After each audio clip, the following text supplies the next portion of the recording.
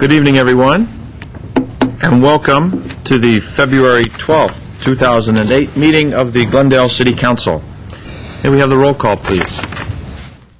Council members Draymond. Here. Quintero. Here. Weaver. Yusefian. Here. Mayor Najarian. Here. Mr. Weaver, Councilman Weaver has indicated that he was feeling under the weather and excused himself from this evening's proceedings. May we have the flag salute, Mr. Quintero, if you'd do the honors. Please join me in the Pledge of Allegiance. I pledge allegiance to the flag of the United States of America and to the republic for which it stands, one nation under God, indivisible, with liberty and justice for all. Please remain standing for the invocation. February is Black History Month, and is a time for us to come together as a nation, as Americans, and pay tribute to those individuals of African heritage who, having been oppressed, have risen above their suffering and contributed to the unfading fabric of our national identity and culture. Amongst the great leaders of the African American community was the Reverend Martin Luther King Jr., who wrote that, quote, "All labor that uplifts humanity has dignity and importance and should be undertaken with painstaking excellence." Let us pray this evening that the labor of this council will uplift the citizenry of our city, and that the dialogue about these important issues will be afforded the dignity and importance it deserves both within these chambers and without. We pray for guidance and wisdom so that these tasks will be undertaken with the painstaking excellence that Reverend Martin Luther King Jr. referred to in his writings. We pray for love and peace throughout our city and beyond. Amen.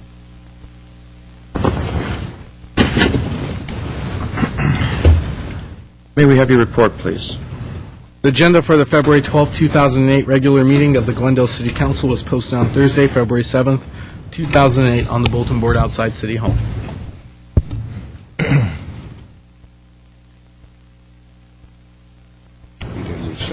just to say that it's calendar.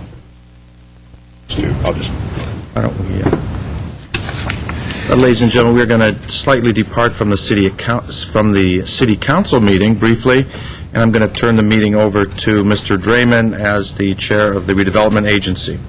We had recessed earlier today with the thought that we would be going back into closed session, which, because of the lateness of the hour with all the meetings, some of you who arrived here a little early caught us still wrapping up our day's business. So we will not be going into closed session. So if I could have a motion. Move to adjourn for redevelopment agency. Second. We are adjourned at 7:10 p.m. Thank you. Item 3 on the city council agenda. Presentation and appointments, and at 3A is agenda preview for the meeting of February 19, 2008. Mr. McFall. Thank you, Mr. Mayor, members of council. Next week on February 19th, there are no specific action items on either the Housing Authority or the Redevelopment Agency. The City Council does have a number of items. The first, the City Manager's Office will be presenting a follow-up report on special events, policy regarding the setting of fees for special events. The City Clerk will be presenting a report on an assessment of the department's needs regarding the absentee ballot applications. The Interim Director of Water and Power will be presenting a report and motion and a resolution regarding proposals that was received to overhaul the Grayson Power Plant Unit 8BC generator. And then lastly, the City Attorney is submitting what is really somewhat of a cleanup ordinance relating to establishing the Finance and Human Resources Department. Thank you.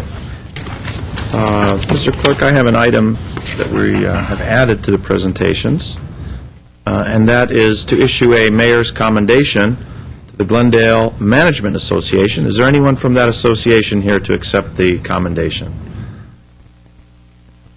Come right up, gentlemen.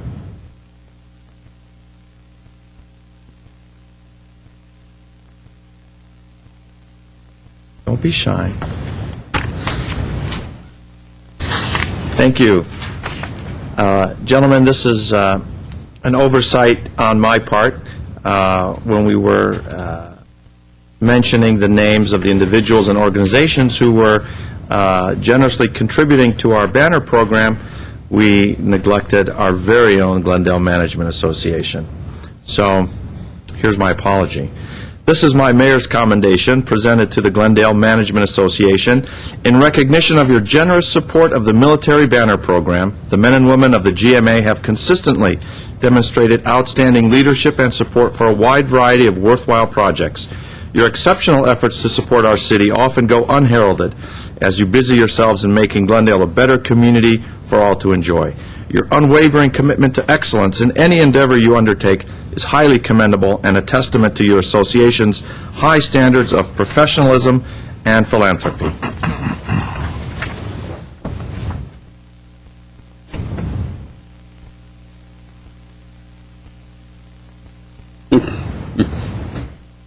Congratulations. Thank you. Thank you very much. Who's higher ranking?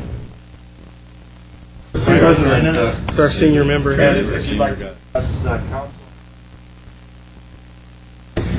Mr. Mayor and the council, the Glendale Management Association is simply honored to do our part to honor the men and women who have served our country, and it really is a privilege to enjoy the same freedoms of citizenry that is enjoyed by the very people we serve. Thank you for this recognition. Well, I think we, Mr. Bagdanian, this is also for you. Very much. Are you the president of the association? Yes. Well, we're going to mark you tardy for the very first proclamation you were to receive. Mayor, thank you very much. Members of the City Council, thank you very much for this proclamation. We appreciate it very much, and we will share that with all the Glendale Management Association members. Thank you. Thank you again for everything.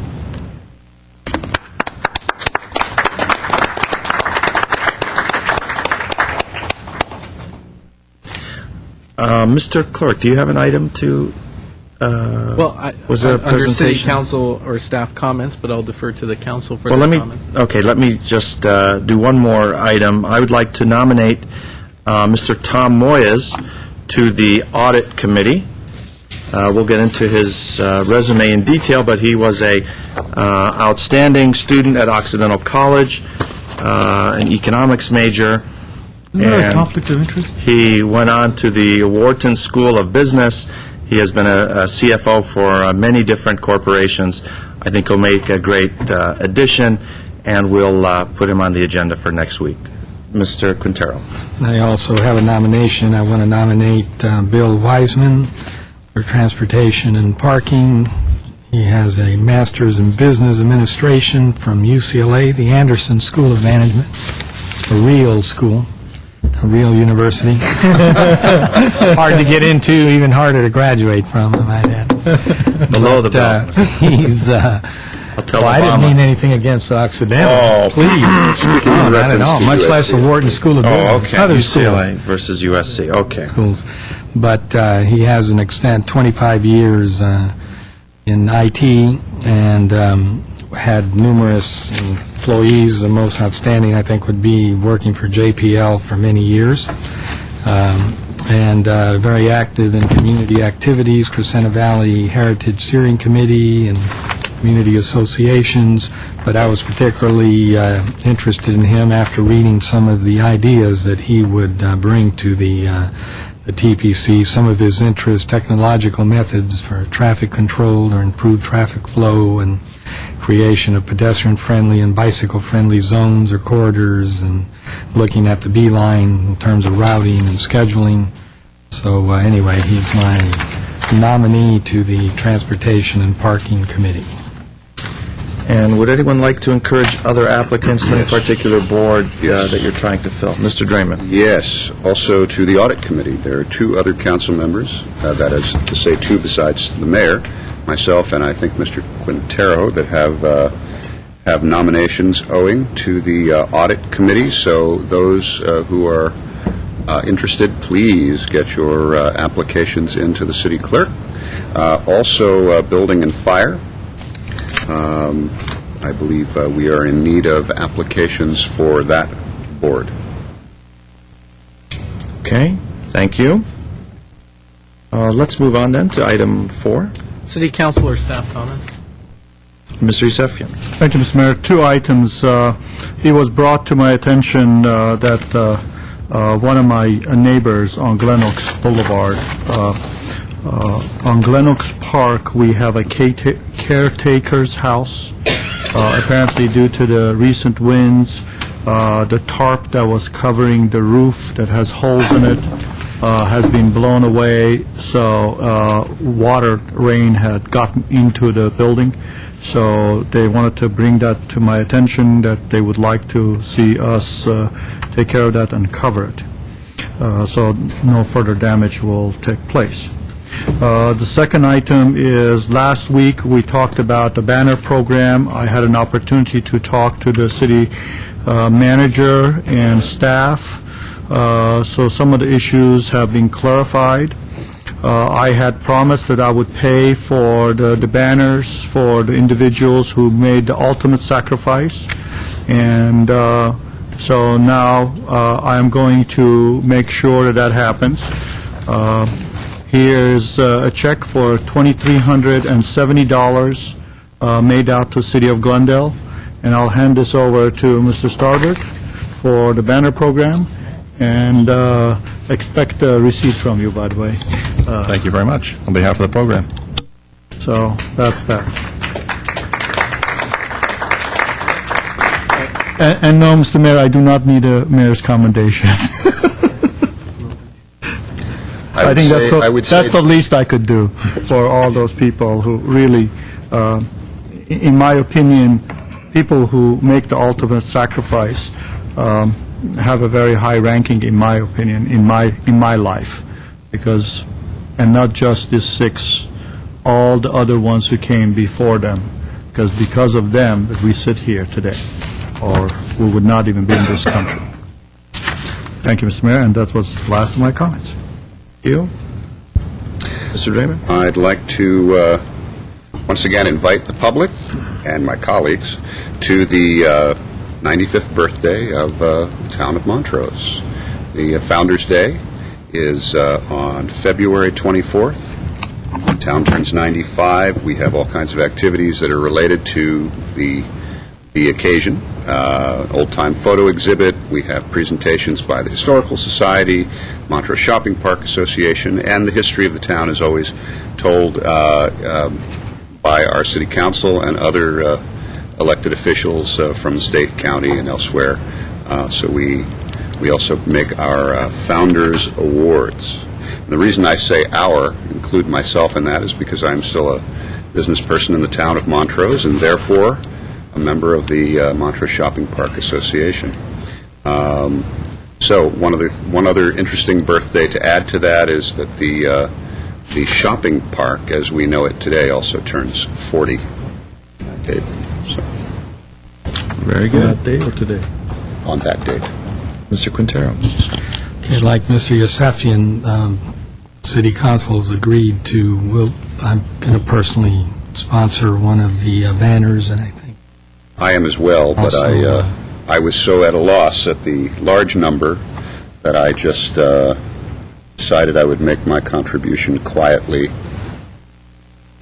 Yeah, I thought you were doubling that. Then I also, earlier in the day, one of the speakers mentioned and actually gave us some information on LEED's standards and so forth, and so there's talk about a report, but I would like to really narrow it down to more than just a report. I'd like to have the city attorney's office begin to explore the different ordinances, the different green, I want to call them that, the different LEED ordinances. There's one the speaker spoke about, or gave us this information about Pasadena, but then one of the other professionals, architect, talked about Seattle. So let's get rolling. We don't need to waste any time on this. So in addition to the report, let's go ahead and see what we can do in terms of focusing on ordinance that specifically lead to LEED type of rankings for, and I'm particularly interested in the downtown, not so much for the single-family homes, but rather the downtown projects and other condominium projects. Thank you. And I'm going to join my colleagues in donating for a banner. And as I said, I think it's the proper thing to do, and hopefully we won't have to put many more banners up.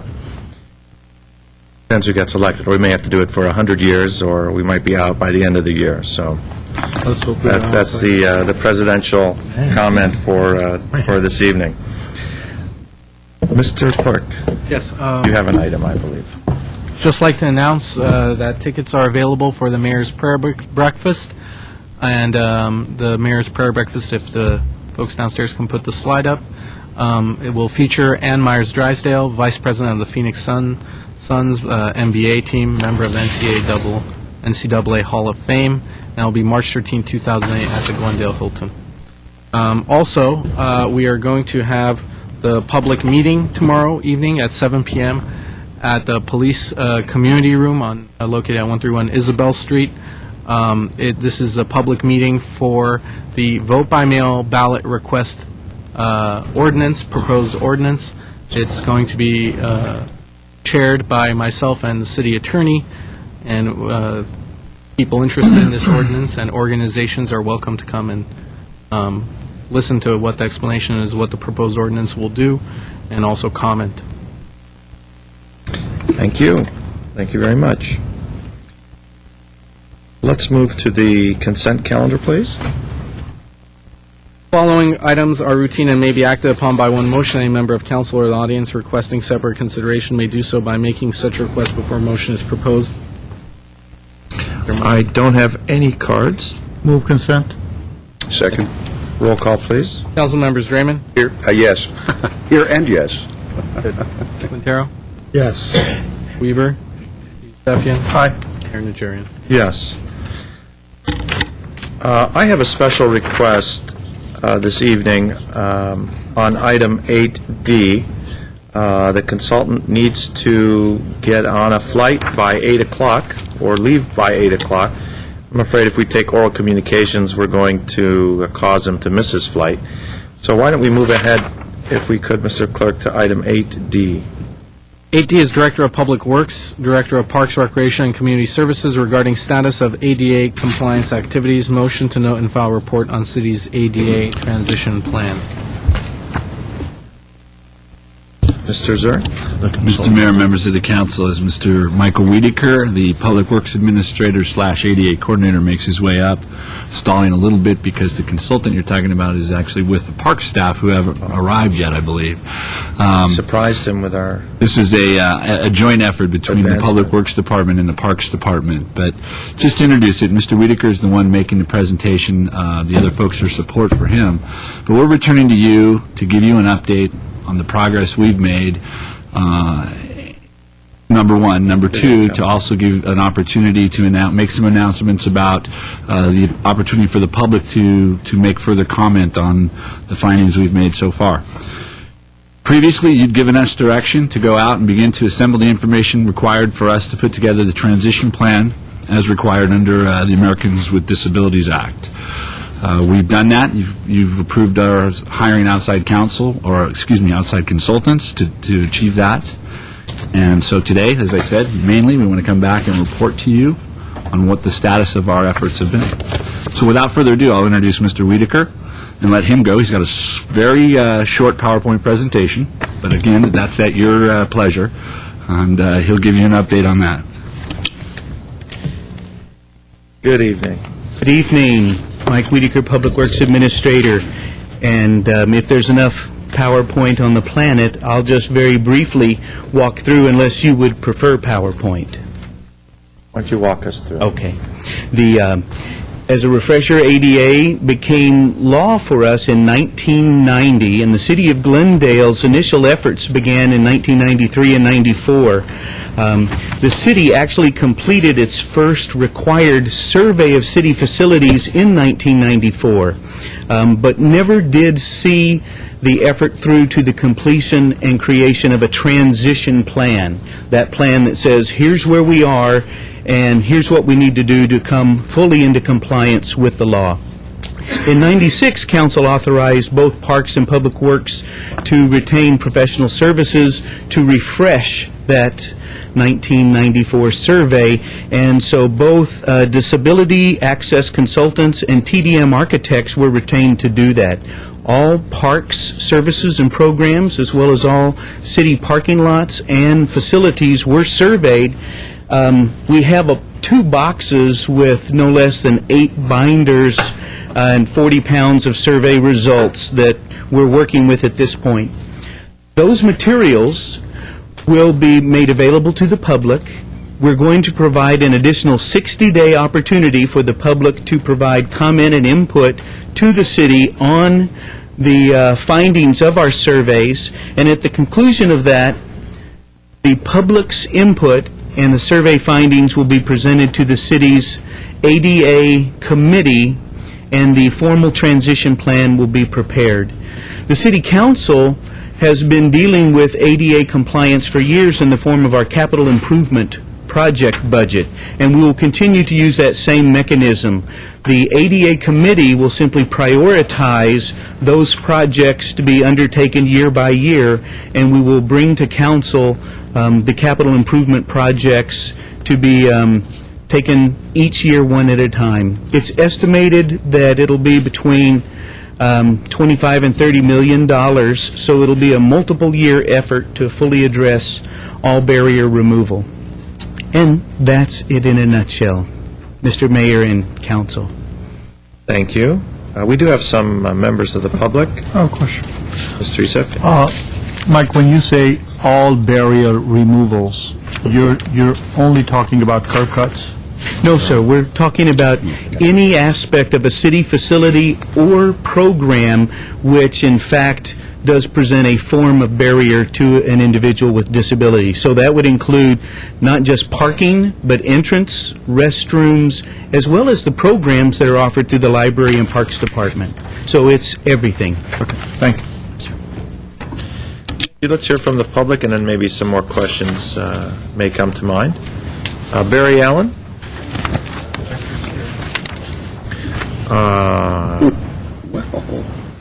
Okay. We'll follow your blocker. Miss Dr. Espiritu. Lead the way. This is more of a smart bomb than a blocker. Don't use that word. First of all, I would greatly appreciate... Please state your name for the record. Oh, my name is Dr. Richard Espiritu. I would greatly appreciate that the staff, the City Council, reject this proposal at this particular time. I have a bunch of reasons, and I'm going to briefly hit on 2 reasons. One, in the report, it says there's $30 million to make this facility, the city compliant. Unfortunately, that does not also include the parks, which is another $4 to $6 million. It does not take in consideration the fact that the use of consultants, architects, and unforeseen events that may occur, such as the restroom right over here. And it also doesn't take into consideration the fact of inflationary cost. One of the other major reasons that I would strongly recommend that this proposal not be accepted, is that a major portion of the community was not approached for their input, and that was the Armenian community. There are several things that are conspicuously missing in this report of the ADA site survey.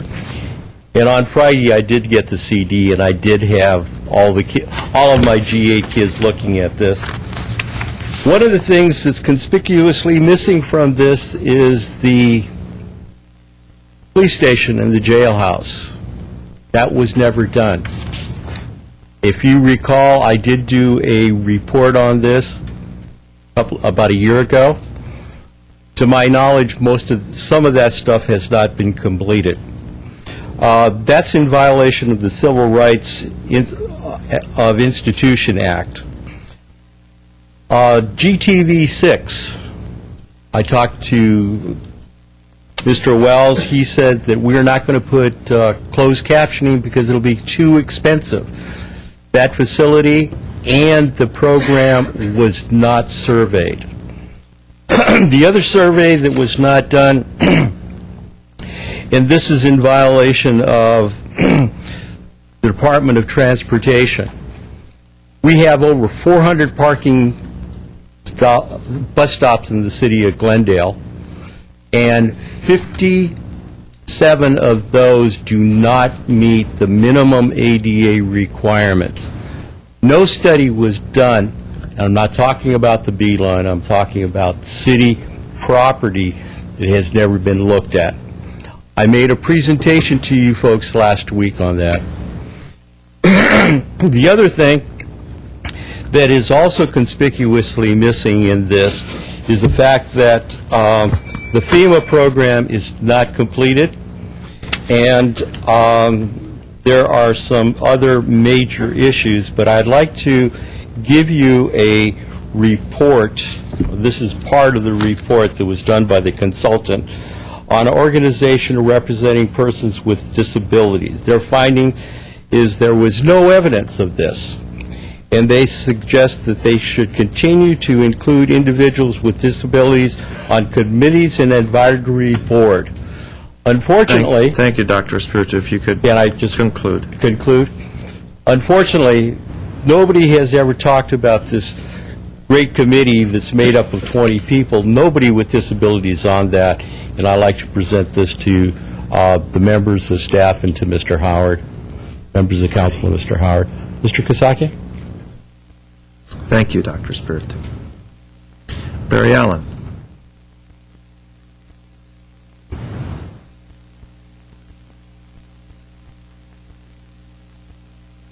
Mr. Mayor, City Council, and the public, I'm Barry Allen with Van Guardians.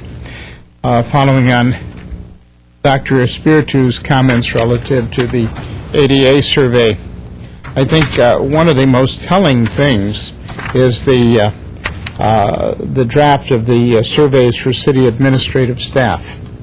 And as you go through that, just some of the interesting things, using Dr. Espiritu's phrase of interesting, of the people who were given this, the question was, do you know who the designated ADA coordinator for the city is? Some had the wrong people. One actually said they didn't know, and they had problems with the past and the present. Have you posted and noticed the name and address of the ADA coordinator? And one said yes, and the other said no, don't know, and they said they didn't receive direction didn't receive any direction from the city. So, apparently it's a little microcosm that works in a vacuum and doesn't participate with the rest of the city. And I understand that Dr. Espiritu was doing his best to find out who the community representatives were on the committee that was studying this, but apparently there were none.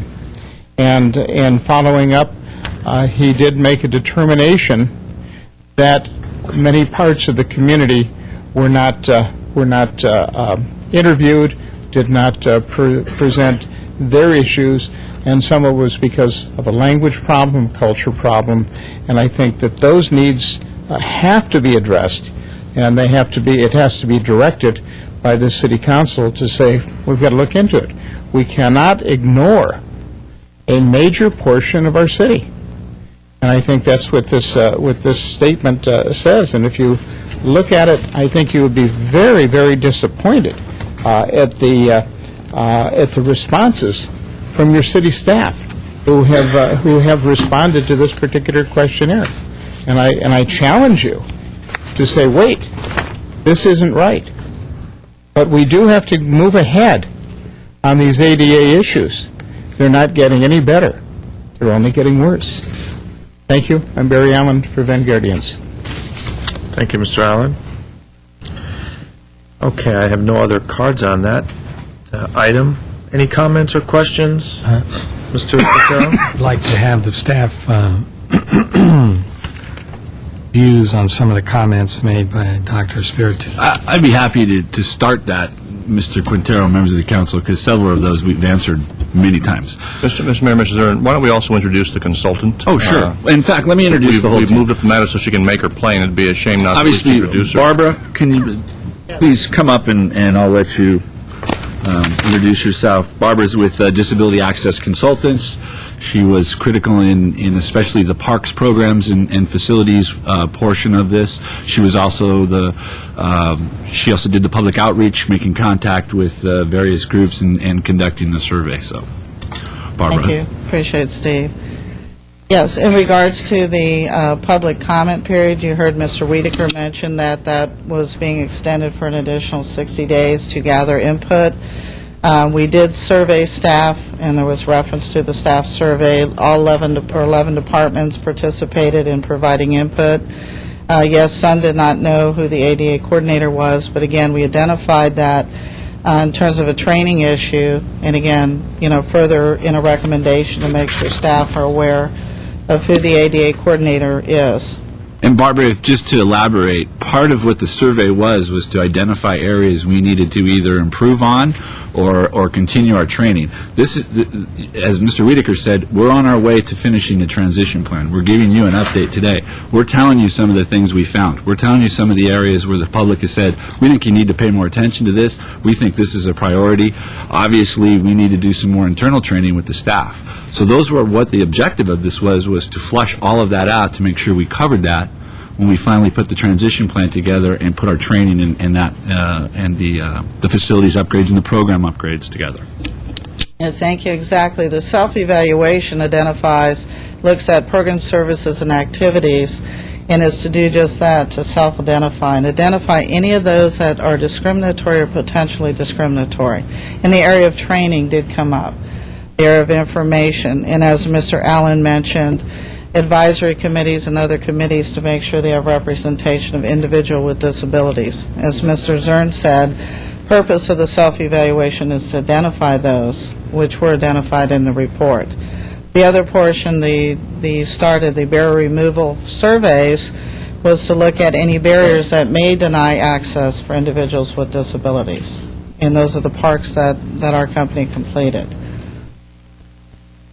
Excuse me, Mr. Mayor, members of the council, TDM was the other architectural firm who handled the majority of the buildings that Public Works is responsible for, including those under Water and Power, libraries, fire stations, all the Civic Center buildings, so that we covered all of our, the Alex Theater was also covered.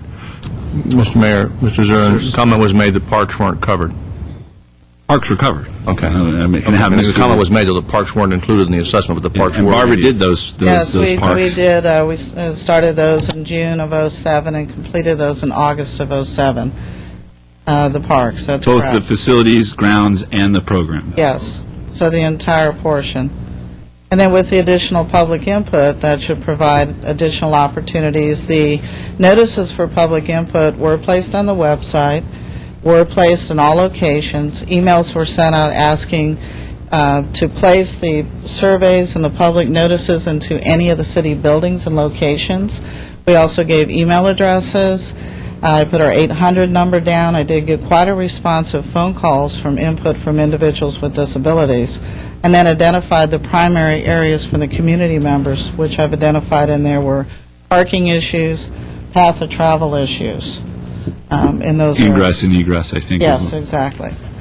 And Barbara, why don't you just touch on, we had a list of some 20 specific groups within the city that are involved with the disabled community. Actually, we listed some of those partially for you in your report, but you might just mention a few of those. Some of those are listed in there. Some sent in information, some called in information, and that's an area during the 60-day that we could do an additional targeting. And as the one gentleman mentioned, if the Armenian community, if there's some way we can provide additional input or get assistance there, we can.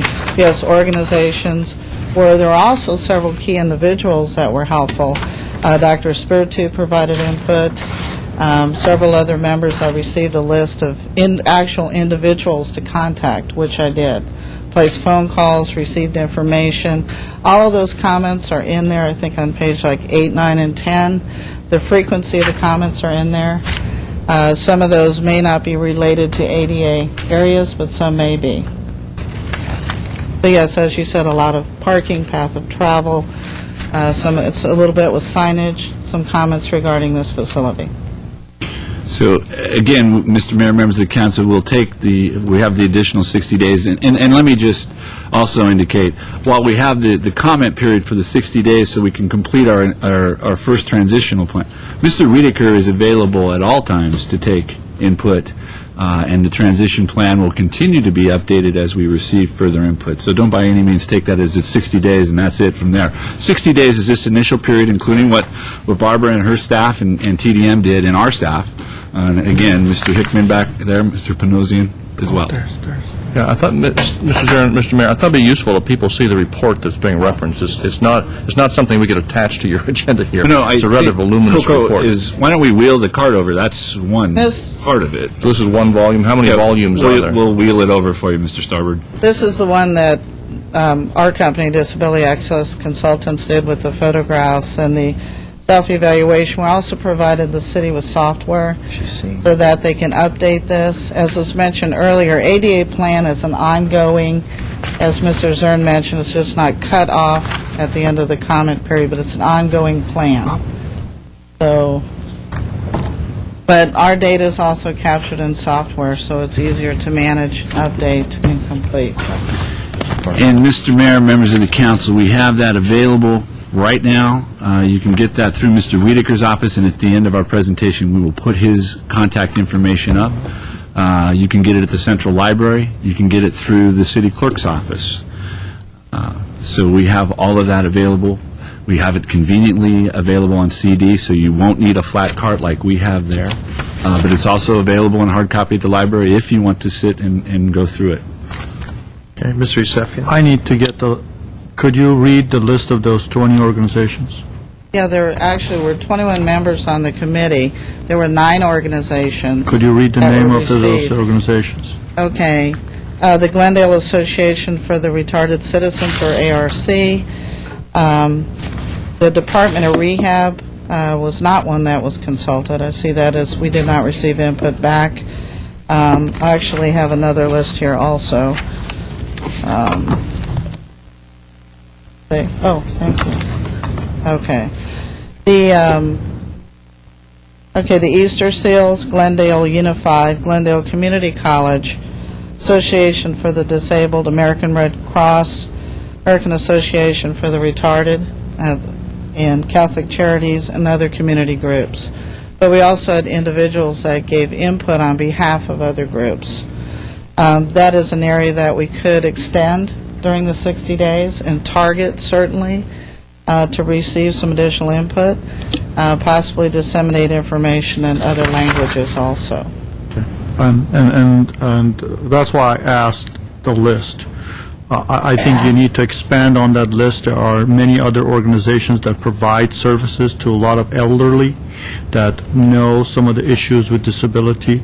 There are some homes that I did not hear about, that these are people who are providing services for developmentally, challenged individuals. Some of them are younger, some of them are older, which I did not see there. So I think we need to make contact with those service providers. They don't have to be institutes, but these are service providers. Some of them provide services to 20 people. Some of them provide to 500 people. And it's true, the Armenian community is missing out of that. The Korean community is missing out of that. I would suggest that you get a contact with some of these community leadership and their organization. They will point you out to those particular groups that do service that type of a demographics. Who else would know what the challenges are than people who actually have to deal with it on a daily basis? So I think that would be very helpful. But from what I'm gathering from you, this report's not over. This is just an update. So you're still working. This is work in progress. Well, correct? Mr. Mayor, Councilmember Yusefian, I think it's always a work in progress as you go along. This first initial survey of programs and facilities we've completed with the consultants at this point for this for this edition of the transition plan. We will go out, we will gather further public input, we will go out and touch base with as many community groups as we need to. We had already talked, Mr. Wiedeker and I, there's churches. We think churches are a good source to get there.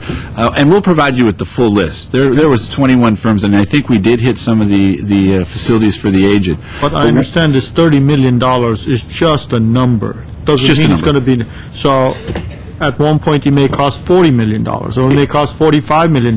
We don't know what's going to happen, and over the 20-year lifespan, it may change. So this is just a placeholder. Correct. We gave it our best estimate at this time. There's buildings that are on this list that I would say probably wouldn't be in existence in 20 years even. If you can, you see older facilities that we have that have things that have been identified, and whether or not we upgrade those or the building's replaced. And of course, as we've said, every time a building is upgraded or replaced, it comes up to full standard. Right.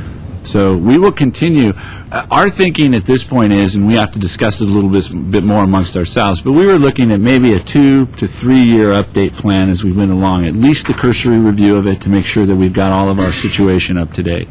And as Mr. Wiedeker indicated, we'll be coming to you every year, as we do, with the capital improvement plan, where the majority of these upgrades will be included. We've had an ADA upgrade line item for many years. What is the federal requirements?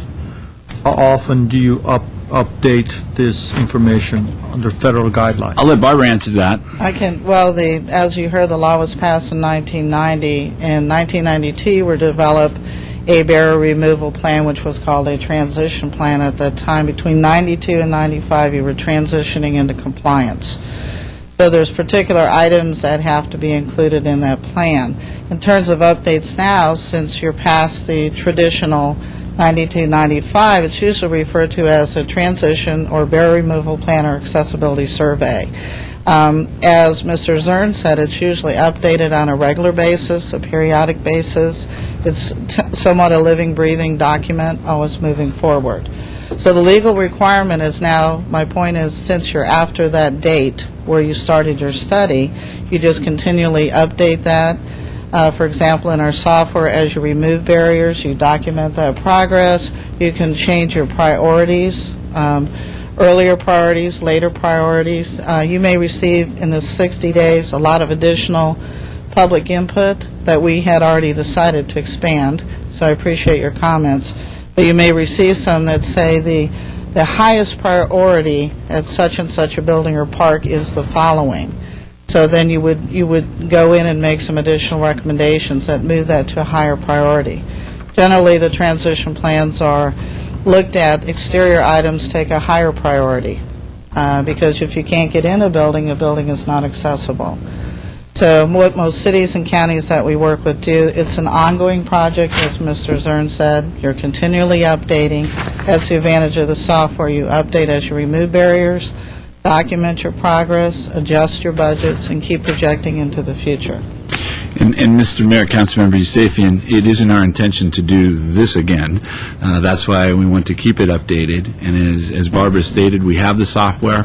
We've got now an ADA coordinator. We also are bringing somebody on board to assist us with the actual project management work associated with ADA upgrades. So between this group, which again, as I had mentioned, includes Mr. Hickman in the back and Mr. Panosian here with the Parks Department, we'll keep that up to date. And like I said, I'm looking at a 2 to 3 year time frame. It should be a relatively easy way to keep it updated, but we want to stay on top of it and make sure that we're... You talk about software. What software?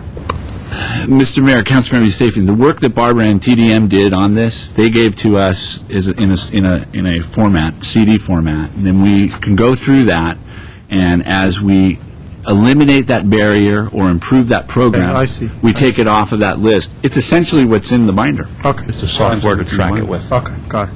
All right, exactly. You can print reports in different fashions, just project budgets, exactly. Thank you. Allows you to keep it updated, as Mr. Cern said. Thank you. Thank you. Any other questions? Mr. Mayor, there was a couple, Mr. Quintero had asked about some feedback and some of the comments made. Let me specifically talk about the police building issue that was raised. The police building is one of the newest buildings we have. It was built to Title 24 and ADA compliance. Mr. Espiritu in the past has raised the issue about the jail. I filed a report. I know that the city, or the chief of police has filed that report as well. The jail not only has to pass the normal regulatory hurdles with the building official and so forth, it has to pass the State Department or the State Bureau of Corrections and Rehabilitation. And really, it doesn't go anywhere without that. It also has an ongoing, I believe it's every 2 years, the facility receives an inspection. Included in that is the ADA issues, and it has passed the initial review and the initial sign-off to the present. The question or the issue raised was we didn't have, as I understand it, ADA-compliant holding facilities. With our initial holding cell, we have an initial holding cell that's ADA compliant. I have pictures here, I'll pass them through. We have a regular cell that is ADA compliant, and we have a trustee cell that is ADA compliant. You'll see pictures here. You'll see the shower facility fully incorporated, zero entry on the shower, and that's inspected each or every 2 years, and we have to get a sign-off on that. We also have the privilege in Public Works, at least, is our relatively new building maintenance supervisor is a former jailer. And so he has a lot of history of how they've dealt with things in the jail, and they've been able to accommodate to ADA standards. Has Dr. Spiritu been given a tour of the jail? My understanding is he has. Would he like another one? That'd be up to the chief. Okay, well, suggest that. I mean, if there's some misunderstanding about what the facilities are, perhaps the chief can... And as you're aware, the jail it primarily runs on a pod system, very much like a penitentiary. You can see from these pictures that these cells are outside of that pod category, are fully self-contained with their own showers, I mentioned. I will tell you in those pictures, the only change is you'll notice there's a hose on a hand shower device. That's been removed. My understanding is per the Bureau of Corrections because of a potential suicide hazard. And Scott, could you deal with GTV6? We got a memorandum on that. Right, we've researched the issue of whether or not ADA requires that we do closed captioning, and the answer is no, it does not. You've received the memorandum basically noting that under federal law we do not have to comply with, well, I shouldn't say don't have to comply. It's not required that we engage in closed captioning of our council meetings to meet ADA. Mr. Draymond. Well, I'm just going to respond to Mr. Quintero's question about wanting comments. Of course, he was asking from the staff. I realize I'm not part of the staff, but I find it interesting that we have spent, 20 minutes, 25 minutes on this issue, mostly reacting and responding to information from a couple of speakers that appears to be just flat out wrong. Thank you, then. If we, I'm ready to entertain a motion, unless you have more to... This was just a note and file. I will ask Mr. Wiedeker, if you would humor me for a second, can he please put up his final slide 6, which has all of his personal contact information. I'd like to just flash that so people at home can see it. Okay, so anyone wishing to contact our ADA coordinator... Right, if you have any comments. Again, we're taking the 60-day for the initial edition of the transition plan. Mr. Wiedeker is available at any time to discuss ADA-related issues, whether it's a transition plan, specific issues, programs, buildings. There to serve and assist. Mr. McFall. Mr. Mayor, members of council, I just wanted to add I think a relevant anecdotal story that happened last week that I think demonstrates there is quite a heightened level of awareness of the issue. There was an employee last week that noticed just down the street from here a construction project that was going on that appeared to have a temporary sidewalk that might create a barrier. That employee contacted our ADA coordinator at the number up above. Mr. Wiedeker immediately got a hold of Stuart Tom, who went out to the site, met with the contractor, and by that afternoon they had realigned a fence, built a ramp, and it all did exactly what it was supposed to do, even though it was a temporary construction site. But there was awareness and very quick action that remedied the situation. Mr. Mayor, one other, and I know Mr. Draymond mentioned about our responding, but there was a suggestion that the ADA coordinating committee in the city did not have a disabled member. We do have a disabled member, and he comes to us from the Verdugo Job Center. through Ms. Blake's department, and he has provided us with quite a bit of assistance. We are looking, and we have actually put feelers out to many of the groups that were listed as to their interest in helping us and serving on the committee as well. We haven't had any takers yet, but that won't stop us from continuing to solicit their support in that way. And we have no problem giving the names of those committee members. I know Mr. Chapshin and I sit on that along with Mr. Wiedeker. If anybody wants the list of the folks involved, I'm more than You're happy to give it to them. handicapped before or after the council meeting? Okay. I'll move the item, Mr. Mayor. Thank you. Is there a second? Second. With no objections then, and with the comments, this item is noted and filed. Okay. We ended at oral communications. Number 6, please. Council members and Mr. Mayor, item 6 is oral communication. Discussion is limited to items not a part of this agenda. Each speaker is allowed 5 minutes. Council may question or respond to the speaker, but there will be no debate or decision. City manager may refer the matter to the appropriate department for investigation and a report. Thank you. The first card I have at the top of the list for 3 minutes is Mr. Herbert Milano.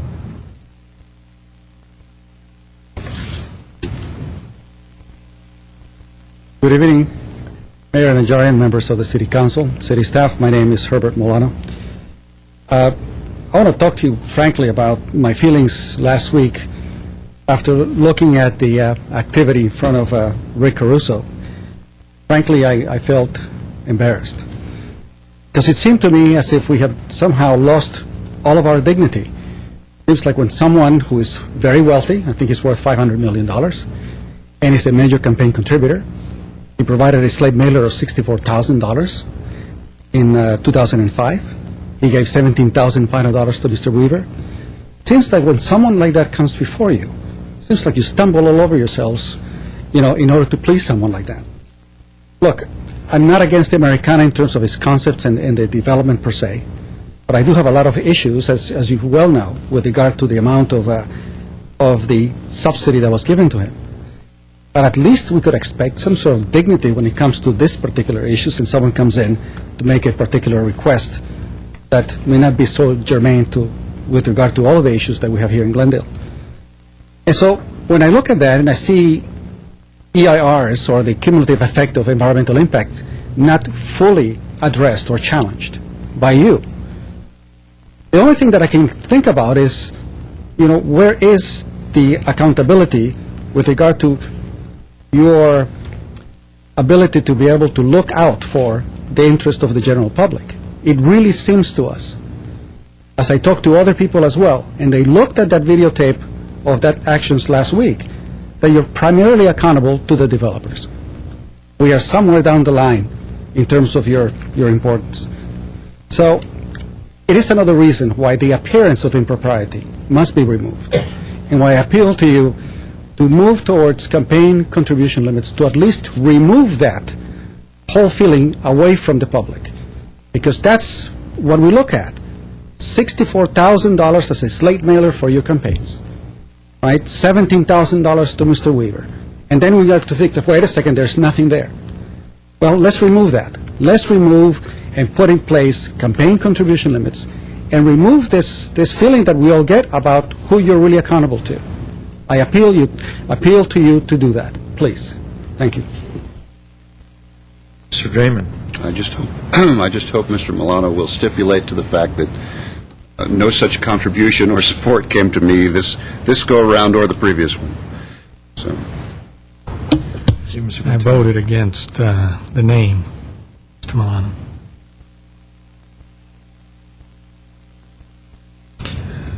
To the 5-minute category, Barry Allen.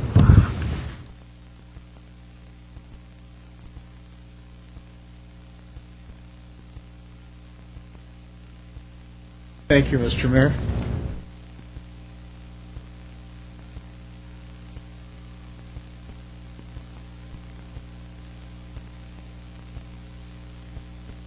Thank you, Mr. Mayor, Council, public. I'm Barry Allen with Fan Guardians. There's some issues with documents in the city. There's some issues from the city attorney's office There are some issues, a lot of questions. In the last few years, we have spent $6.25 million on outside counsel to represent the city. And we now have there was a denial of a public document, a petition that was filed with the city council, that was filed with the TPC, that the city attorney's office says, well, that's not a public record. Under the elections code, that's not a public record. And it really is an issue that we're looking at. Now, one of the questions that I have for the city attorney's office is, will the city's attorney office be representing or counseling Councilmember Weaver on his FPPC issues and on his district attorney issues?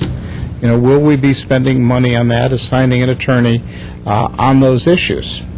Now, this particular document came from the city attorney's office, and it was housed in the city clerk's office as a representative of something that I had requested on a soil issue. And I have asked Mr. Kasakian to bring it because he is the custodian of the records. Now, this is a soil report that came of issue from the people that we're concerned with that may have a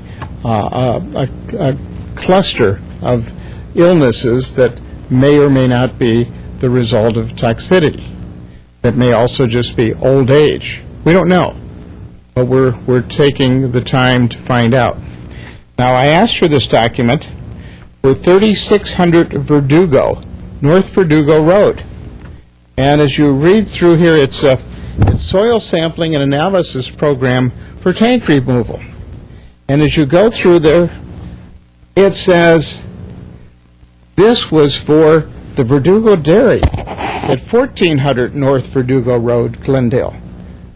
1400 North Verdugo and 3600 North Verdugo aren't the same. So apparently, somebody filed this with the city to say, you know, we're going to take care of this issue. Here's the report.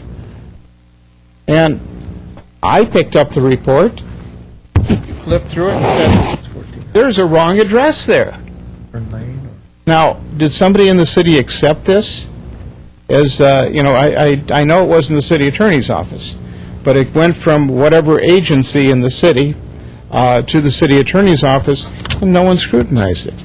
I'm going to give this back to Mr. Kasakian, because he is the keeper of the records. And I think that we need some sort of an explanation. You know, we pay our employees a lot of money, and I think we should get more than mediocrity. I really do. And I think it's time that we consider these major issues, because each of these things, standing on its own, means nothing. But when you add them up, it's like the drop from the faucet. You add them up, and each drop fills that bucket. And at some point, we have to say enough. We have to say enough, and we have to start asking for accountability from the people that are in the city, the people that you employ, to do the work that is so important for us. Thank you. I'm Barry Allen. Mr. Allen, is this just a matter of them making the mistake by giving you the wrong report for wrong address? No, the report, if you'll see, is bound. And the 1400 North Verdugo was bound inside of the report for 3600 Verdugo, and I doubt that the city bound it. I think it came that way, and nobody looked at it. They took it and said, well, we got it, threw it in a bin, and said, we're okay now. But we don't even know that those tanks that were pulled, the report are from the right one. And those tanks were pulled in 2005, prior to the construction beginning, and the dust and the dirt flying. Okay. Have you discussed this with anyone before today? Have you brought this to anyone's attention before today? Well, actually, when it first came to my attention, I discussed it with Mr. Zern and Mr. Hagani, and they suggested I talk to the fire department, And the fire department said, just make a Public Records Act request. And that I did. And this is what you got. That's what I got, plus 2 other reports, and it's missing a 4th report. Okay, so maybe we can, I'm sure there must be a soils report out there for 3600 Verdugo, whether it's misbound or misplaced. I think we can certainly direct staff to try and locate the proper Mr. Mayor, report. I think the answer to the question you asked him is no, and we'll run this to ground. We're not aware of this, so we'll find out what this is all about. That's all I'm saying. Thank you. Thank you. Next speaker is Dr. Richard Espiritu. Good evening, Mr. Mayor, City Council, and staff. I am Dr. Richard Espiritu. Approximately 3 years ago, I had the opportunity to meet a gentleman. Had a very nice conversation. Unfortunately, he didn't remember me. About 3 months ago, he and I had a second encounter, and he was talking about AEDs, automated defibrillators. He was telling me that where he works, there's quite a few of them, and he says, take a look at various businesses here in the city of Glendale. So I went around, I went to the Glendale Galleria, found them all over the place. The person that I spoke to, I asked him, why didn't he speak to the mayor, because he happens to be Colonel Rafi Najarian. Said, I don't know, doesn't listen to me sometimes. I'd like to ask the question now. Where's ours? Here in the City Council. Here in City Hall. We have a police officer, we have a gentleman from the fire department who knows how to use them. Where's ours? I'd also like to give you and ask the City Council do some sort of accommodation for 2 police officers. The guy back there, sitting there, who's our sergeant at arms, carries several clips, handcuffs, a gun. But his fellow officers have gone out, and I'm not going to mention their names because I don't know if they want their names mentioned, but they have responded to people with AEDs who had heart attacks within a matter of 2 minutes. They have their names on these report. One was the 84-year-old male, the other one was a 79-year-old female. The other interesting thing is that the EMS took an average of 12 minutes to respond, according to these reports. Mr. Kasakian, could you give this to the members of the council and to Mr. Howard? I would really like these officers to have some sort of accommodation, because they've gone above and beyond the call of duty, and they did save 2 lives.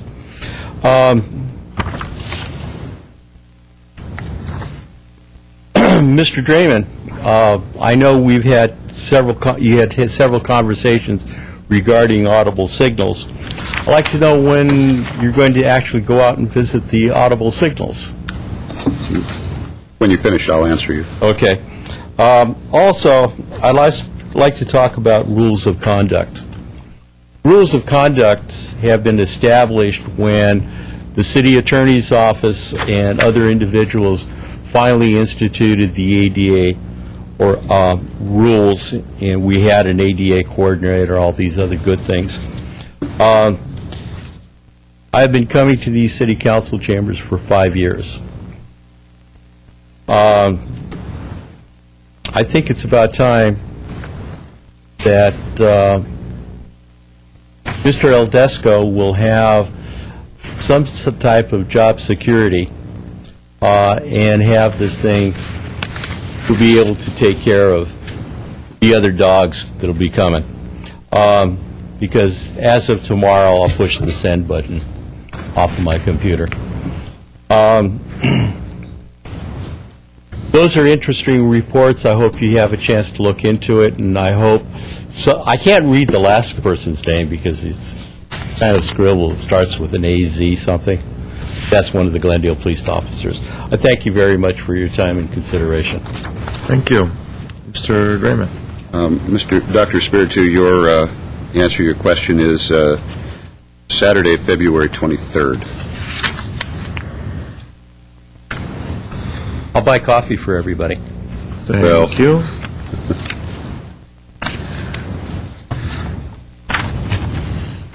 Next speaker is Mr. Yusefian. I have a question.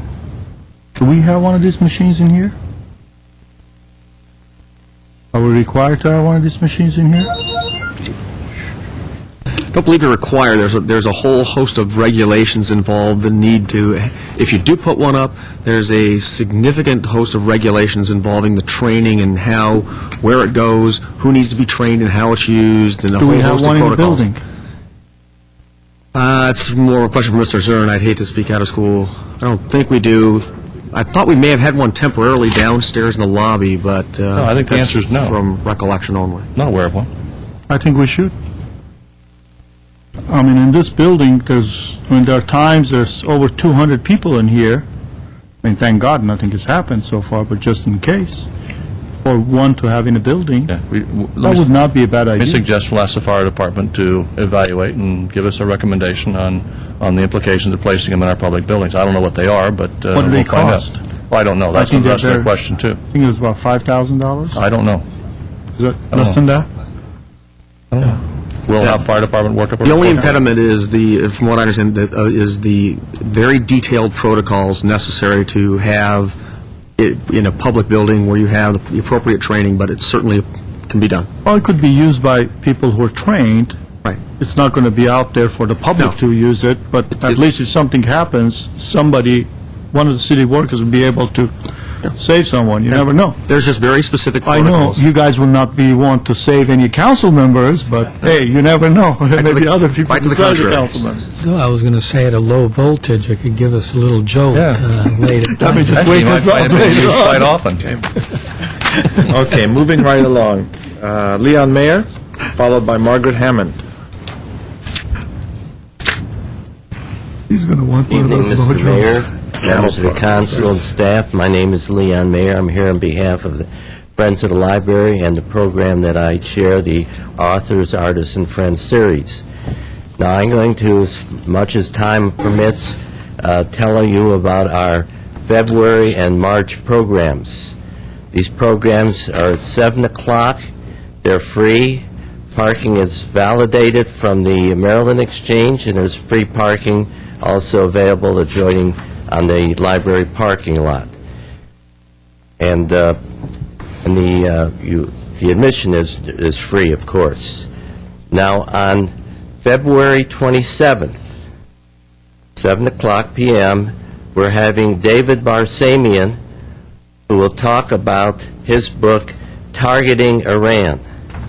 Now, David Barsamian is the founder of Alternative Radio, and he broadcasts from Boulder, Colorado, and he broadcasts once a week nationwide, and he's going to talk about his book. Incidentally, in all these programs, the books are available to be purchased and signed by authors. And he will talk about his book, which involves U.S.-Iran relations.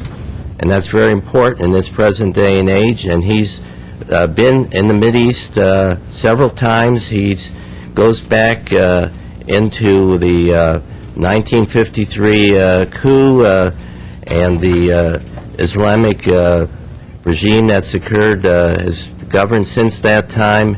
He's an expert on the Mideast, and he, in his book, discusses questions with other experts by way of question and answer, and that's the book form that it takes. Now, I've got calls from people or conversations with people who have families in Iran, who've lived in Iran, and this will be a very interesting program for those people.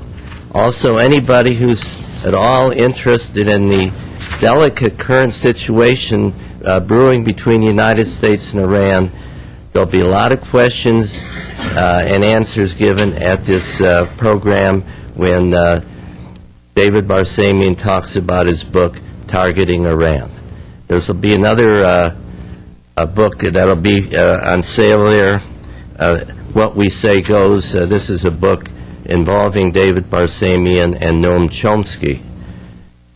Now, David Barsamian received the 2003 ACLU Award, the Upton St. Clair Award for Independent Journalism, so that'll give you an idea of the flavor of David Barsamian. He's lectured all over the country, and it's a treat for us to have him here. Whether we agree with everything or some of the things he says or doesn't say is not the point. He'll be here, and he's got a nationwide reputation, and you shouldn't miss this program if you can make it at all. Now, that's February 27th, February 28th. We'll have something more local. We're going to have Juliet Arroyo and Catherine Yamada, who've written and put together the postcard book called Glendale. They've done this with the help of George Ellison, the Glendale librarian, who puts together and keeps all these archival records. And this is a postcard study of Glendale from its origin to the present time. Catherine Yamada writes the column in the news press, Village Views, and Verdugo Views, rather. And Juliet Arroyo works with the city of Glendale in their Historical Society section, historical planning. So that should be an interesting program, and that's February 28th.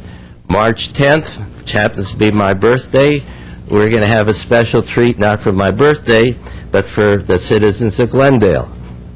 We're having a gentleman by the name of Gregory Janikian, and he is a poet. And if you're not at all interested in poetry, you can tune me out right now, but Dr. Janikian is from the University of Pennsylvania. He's done 5 books on poetry. They've all been published in the Carnegie Mellon, the publications of Carnegie Mellon.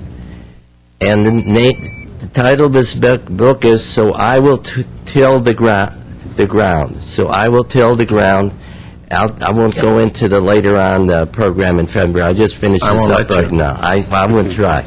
And So I Will Till the Ground is, by way of poetry, his poems about Armenian family life, the genocide, the diaspora, and also the emigration of Dr. Janikian from Egypt and Thank you. to the United States. Thank you, Mr. Mayor. Thank you. We look forward to that. The next speaker is Margaret Hammond.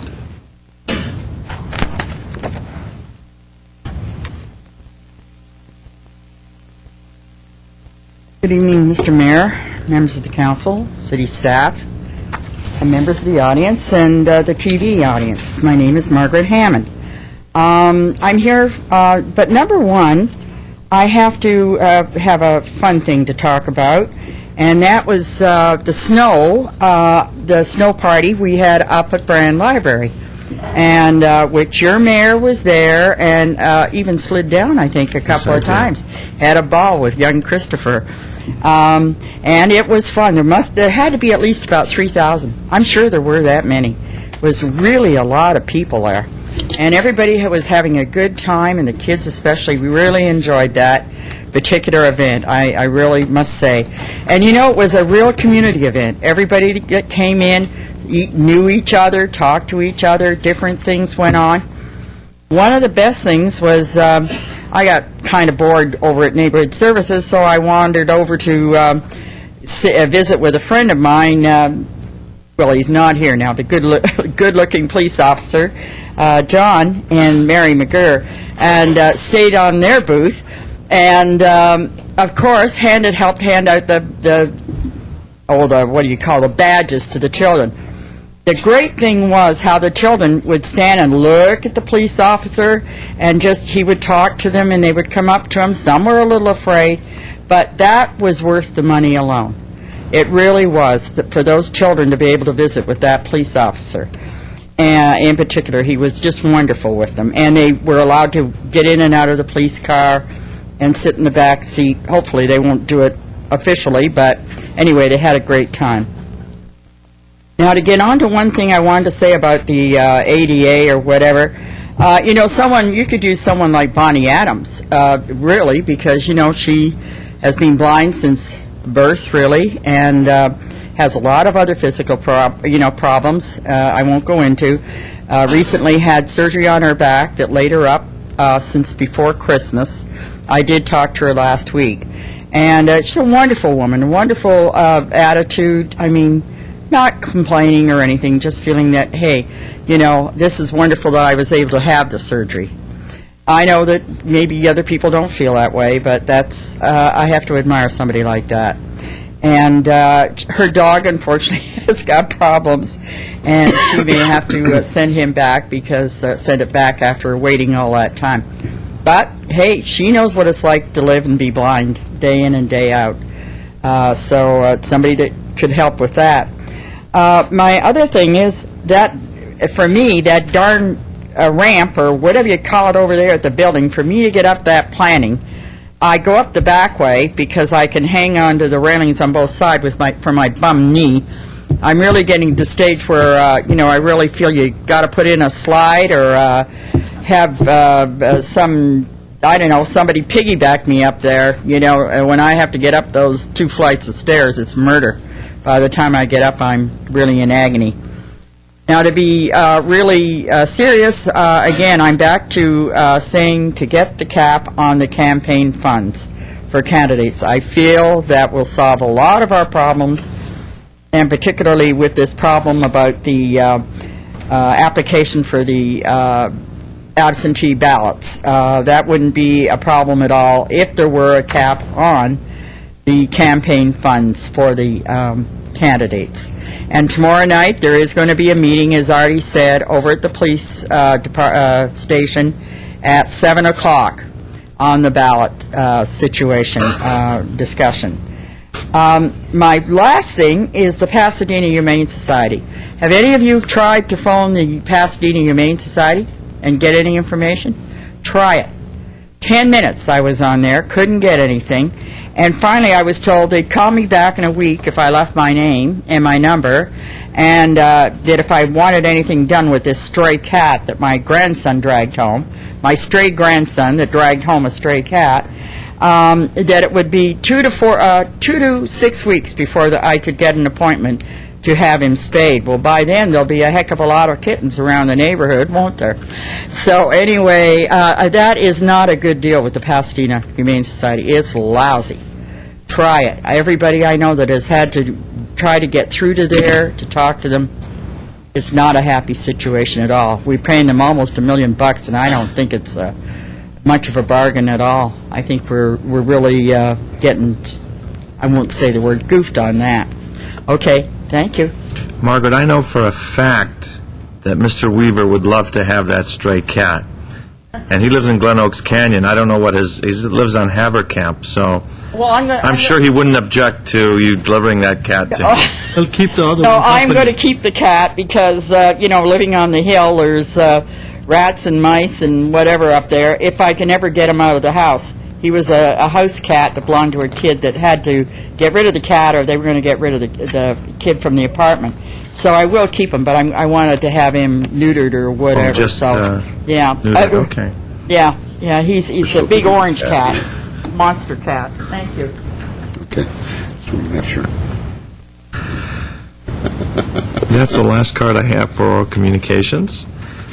Next item, please. Next item under action items is 8A. Actually, let me interrupt you. Although my memory escapes me, it was pointed out that 2 weeks ago, when the Montrose Shopping Park item came before and canceled, continued at the late hour of the evening, I promised to give that priority. Does anyone else remember that? Yes, I did. Okay, then I'm going to stick to that promise. And it was rather late. That was our late one. It was 2 in the morning. near midnight. Did It's I? at 7 o'clock. You said 7. 7:30. Yeah, Well, 7:30. it was, our 1 hour delay was unexpected. It's 8:30 now. So why don't we go to item 8F, and I'll keep my promise. 8F Director of Planning continued from January 29, 2008. Regarding Montrose Shopping Park Workshop, 8F1 is motion to note and file report. At 8F2 is motion providing direction to staff. And at 8F3 is motion initiating general plan update from Montrose. Mr. Harani. Yes, we do not have a PowerPoint presentation, but Alan Loomis is going to give you a very brief summary of the staff report. And we also handed out a summary of the staff report that's also available at the front. Yes, this report is a follow-up to a workshop that was held in November 14th of last year at the Spar Heights Community Center. This workshop was a public planning workshop to discuss the future of the Montrose Shopping Park and followed a series of other community planning conversations that we had with the Montrose community regarding the future of the shopping park that all sort of followed on direction from the City Council in August when a number of concerns were brought up regarding potential changes to the shopping park. In August, the Council asked the Planning Department to take the lead in talking to the community about their desires for the future of the shopping park, and the November 14th workshop was a culmination of that. We had a number of methods that we sort of used to talk to the community prior to the workshop. We had a number of meetings or attended meetings of various associations in the Montrose area. We produced a survey that Planning Department prepared that was a kind of voluntary survey that was distributed through the city's website to merchants and also at the Harvest Market. We attended the Harvest Market on 3 occasions, manning a booth there, talking to people, handing out the survey. Responses to the survey were voluntary. We received about 200 responses, but because they're voluntary, they represent more of a temperature of the community's concerns than a statistical accurate survey. We also had one-on-one interviews with with 12 merchants, property owners, other key stakeholders, all leading up to the workshop. The purpose of the workshop on the 14th was not necessarily to identify any solutions to particular problems, but to identify areas of consensus and places where further work needed to be done to develop a consensus vision for the shopping park. So we presented, based on what we had understood from the conversations we presented what we had heard and asked the community to tell us if we had heard them correctly. We clustered those comments into really 3 overall areas of concern, and in the staff report we present those from the areas of most consensus to least. There was 3 areas. The overall health of the shopping park ranked from scale of 1 to 5. Most people seem to think that it's in the 3 to 4 territory, 5 being the best. City support for the shopping park in terms of providing services, and the overall street landscaping in terms of the street trees, the lamps, the benches, that sort of stuff on Honolulu Avenue. In all cases, what we heard in the interviews and other conversations leading up to the 14th was that everybody felt that those were very positive, and at the workshop we didn't hear any major competing opinions. On the subject of parking, we thought it was important to ask whether the parking was adequate. Generally, we heard that it was. At the workshop, we heard that there was some interest in landscaping the parking lots, particularly as somebody walks from the parking lot to Honolulu Avenue, and that there was some concern that while there's adequate parking on the east end of the avenue around the 2400, I'm getting this quickly, closer to Verdugo Avenue, at the west end of the park of Honolulu Avenue, there's a little bit of a lack of parking in comparison. We asked questions about the sense of history in Montrose. We understood there was actually a great deal of interest in promoting Montrose's sense of history. That was expressed through a number of topics or ideas, ranging from facade renovations, historic vintage signs, to actually declaring Montrose a formal historic district. The consensus we got from the workshops was that there was an interest in maintaining Montrose's sense of history through programs and promotions, but there was varying opinions about whether there should in fact be formal historic districting that would have a zoning overlay, if you will, on it, or whether we should simply refer to Glendale's Old Town. And on the subject of design guidelines, what that might mean, there was varying opinions, but general interest in the history of Montrose. The next 2 topics that we covered are probably the most contentious, and that we addressed, and that has to do with the shopping hours and then later the mix of tenants and uses in the shopping park. Under shopping hours, right now the shopping park generally is open from 10 a.m. to about 6 p.m. A number of people have suggested that it would be desirable to have businesses open later, but of course the merchants have said pretty uniformly they don't want their business hours mandated by the city, and that they'd prefer to have make their own decisions regarding when they're open. But a number of people, particularly those I think who identify themselves as being the heads of young families, had said the fact that there's no place to shop in Montrose in the evening kind of encourages them to go to Pasadena or other locations for date night after they made arrangements for sitter. So there was varying opinions about shopping hours. And finally, on the mix of tenants or the idea of anchor tenants and the type of tenants, this is, of course, the main issue in Montrose, and is really the area where there's the least degree of consensus. There's general agreement that there's an anchor tenant needed in the 2400 block that's on the west end of Honolulu Avenue, but varying opinions about what that tenant might be. There's varying opinions about restaurants and their role in the shopping park. Some people feel there are too many restaurants in general. Other people have said there's really too many restaurants concentrated in one area. They'd like to see them spread out. The majority of the people that we talked to and who attended the workshop prefer local retailers, generally meaning mom and pop and not national chains. But there is a fairly strong minority or vocal minority that does think that Montrose would benefit from some more robust retail. And finally, recognizing that, in fact, as a city planning agency, we actually have relatively limited controls over who owns the types of businesses in the shopping park. Some people suggested that there should be some sort of small business program that would help manage the transition, and particularly if business owners maybe are retiring age and they're selling their business. There could sort of be a matchmaker service that the city could provide. So that is what we heard in the workshop, the areas of concern. Generally, what we heard in the workshop matched what we had heard in the various surveys and conversations at the Harvest Market. What we have presented to you in terms of options about how to move forward, if you so desire, on this are three options. The first is simply to receive and file and determine there's no further options or work that would be necessary. The second two options are number two, rather, would be to initiate some specific issue studies. There are certain things that came out that there does seem to be enough interest that perhaps we should engage in further conversation with the public about engaging in some additional change, such as amending the zoning code to restrict the size, square footage size of specific businesses in the shopping park, or looking at a kind of creative sign ordinance to allow for vintage signs, or looking into the idea of the small business support entity. The third option, which could be done in combination, I suppose, with option two, is that if there's an interest in having additional workshops in the Montrose area to really get into the heart of the matter and not simply talk about what are the issues that we are concerned about, to begin to delve into possible solutions and priorities for that, we would want to have additional workshops.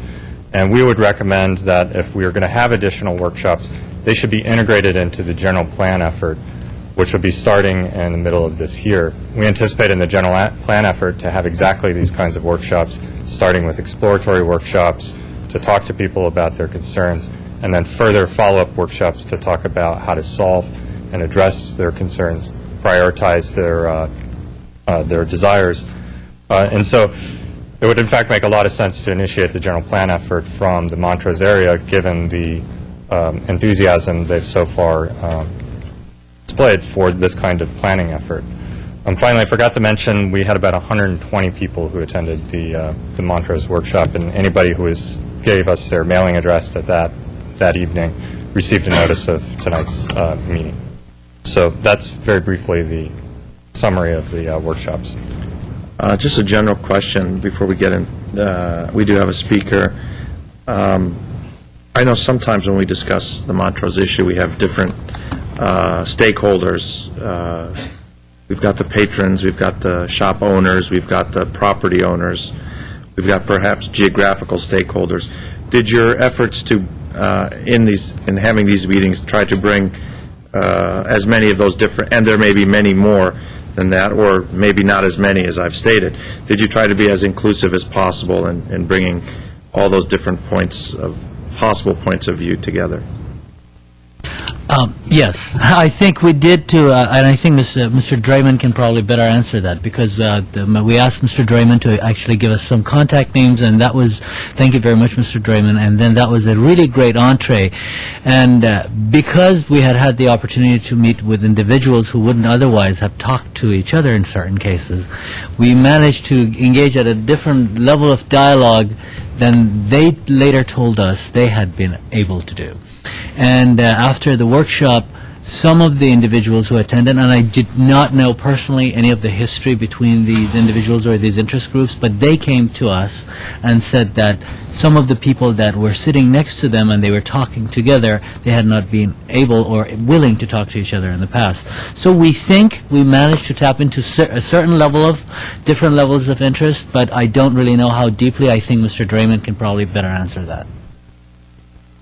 Well, before he does, I just want to comment that Dr. Phil Hagani is especially serious. That's my nickname for him, because he is especially good at doing that, at being able to bring people together in public settings, often angry people, bring them together in public settings. So I'm sure you did a masterful job, Dr. Phil.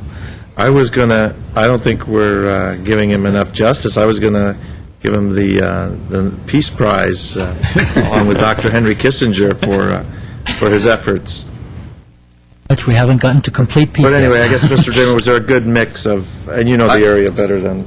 Yeah, you correctly identify the different stakeholders, Mr. Mayor. The only one I would add to that would be that there are certain property owners who are also business owners.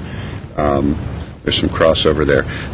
When this was all getting started, Mr. Hagani contacted me and wanted to know who were some of the stakeholders who were, might be willing to speak to the city. And so I gave him a list of as divergent a group as I could possibly think of, people who were part of what Mr. Loomis identified as a vocal minority, who feel one way about property use issues, very strongly against changes in zoning, perhaps, people who were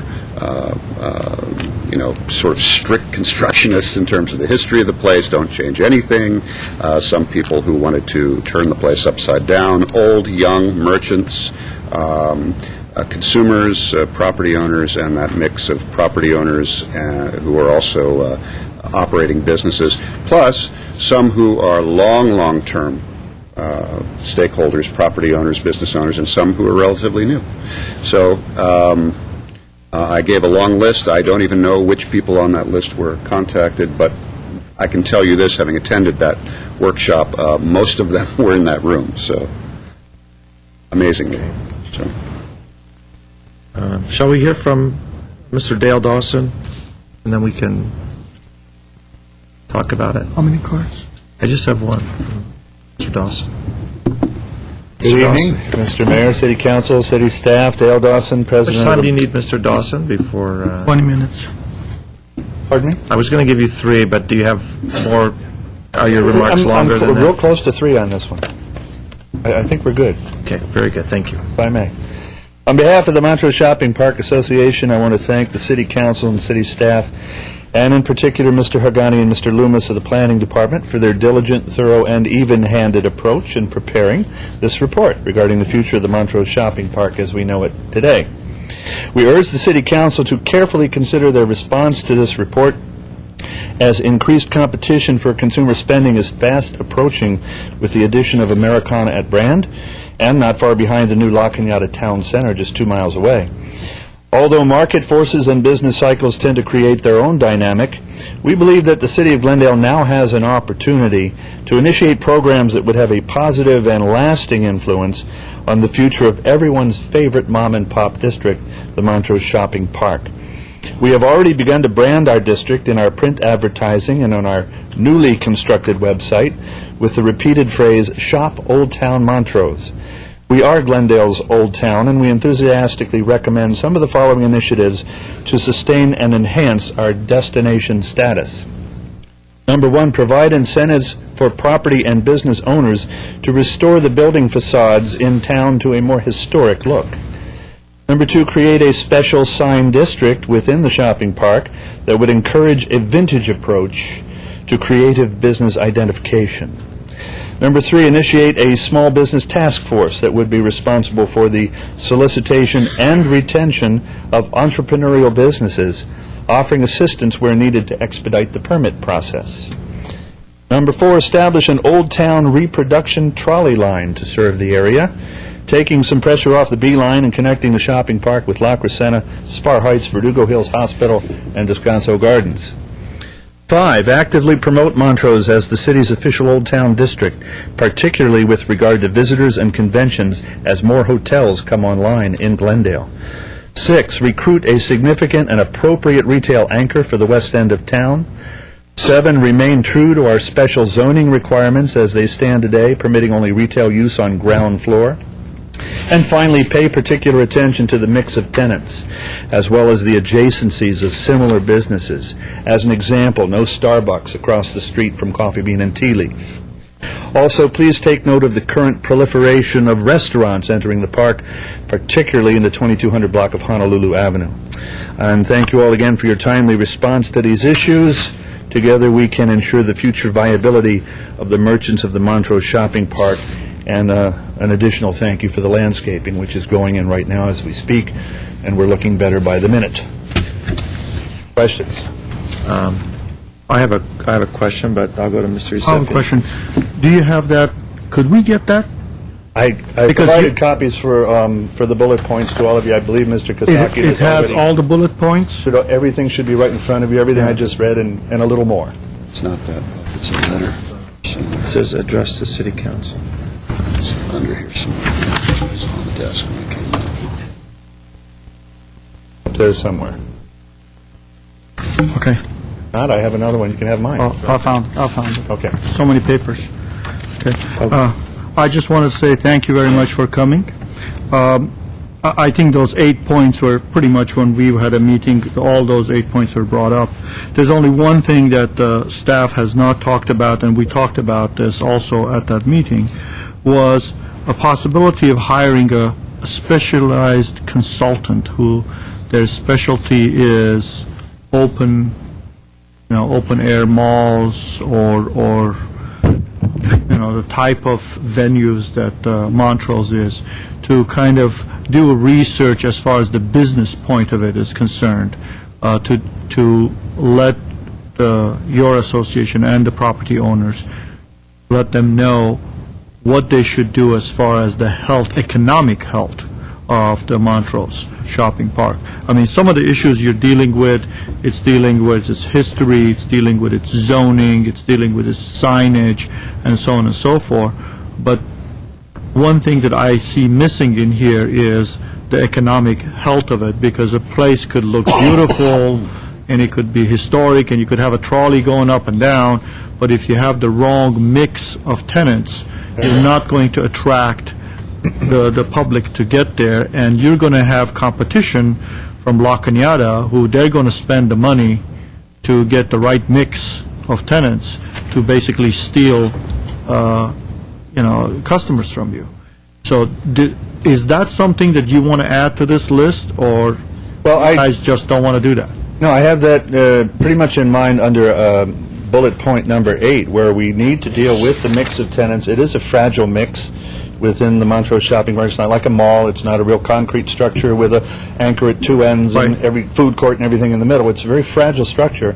And Mr. Yusefian, you had mentioned at one of our meetings the possibility of a consulting team that could help us to codify what would be a potentially viable tenancy for a particular opening, rather than just leaving it up to whomever to decide. This is what I see going on in the 2200 block right now, particularly, is there are a tremendous amount of retail business venues that have been replaced with restaurants, to the point where just the south side of the block alone is now 50% restaurant.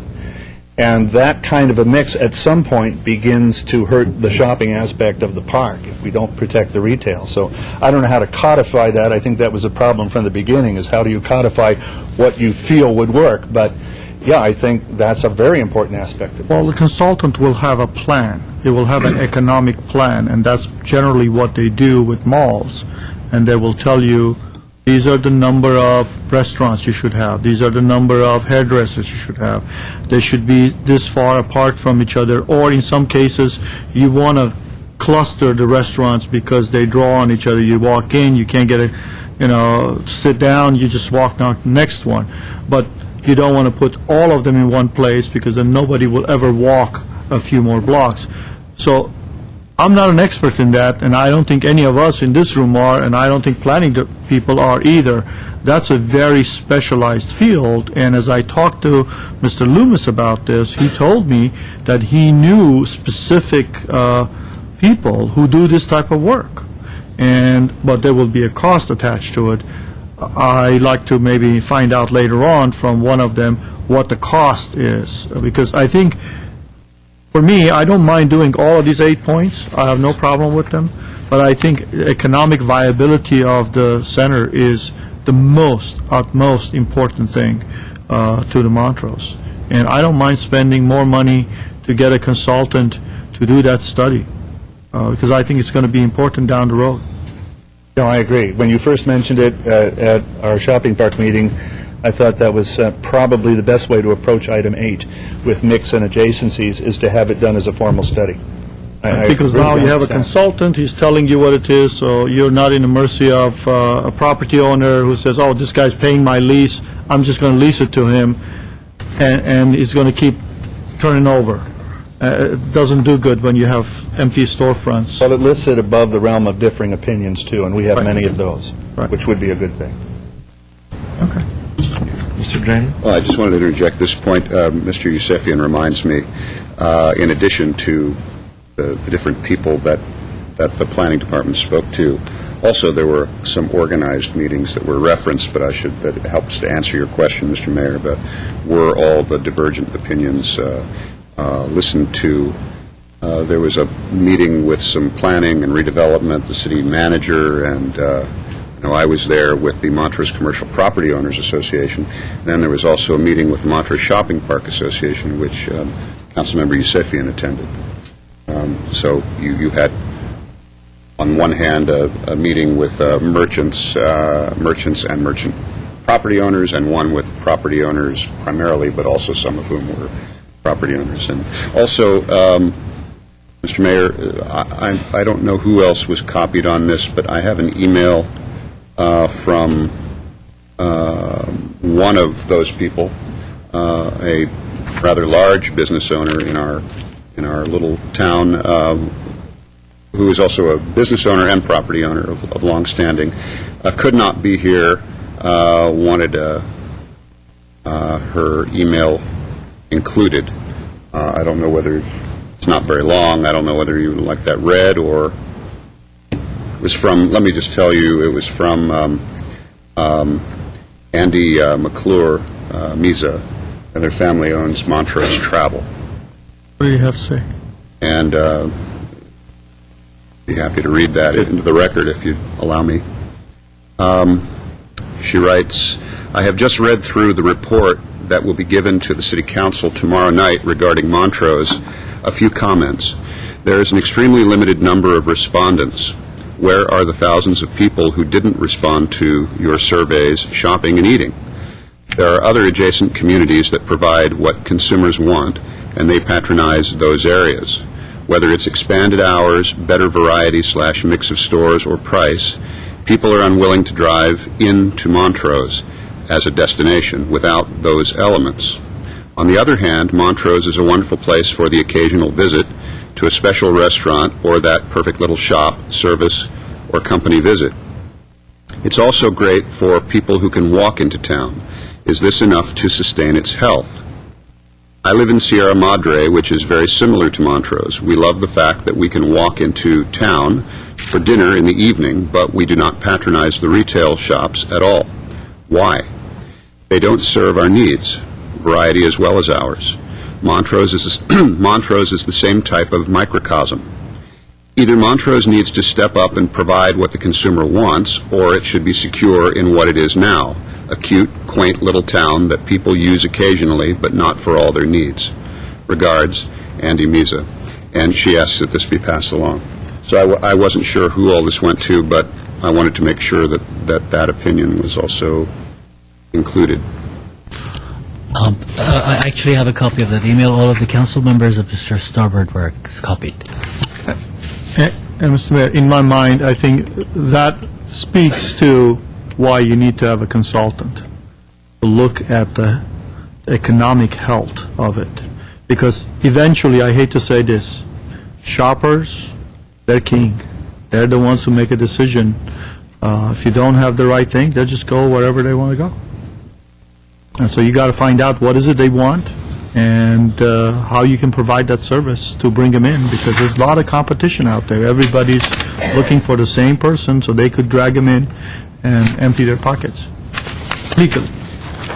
If I may make one more comment regarding the kind of a district that everyone overwhelmingly felt we should be, which is what we are, which is mom and pop, business owner, entrepreneurial style. If you try to gravitate that more toward an evening business setting, which a lot of people have said, well, gee, if the shops were open at night, I would frequent your shops and I'd spend retail dollars at night. During the family festival that was on Thursday nights, I stayed open at my shop for a year and a half at his dad's request to give it a try. And what we had is people that basically wanted to be entertained. I think the same is true as of most of those kinds of entrepreneurial districts. There's one in Atlanta that I go to every year at the gift show, the Virginia Highlands area.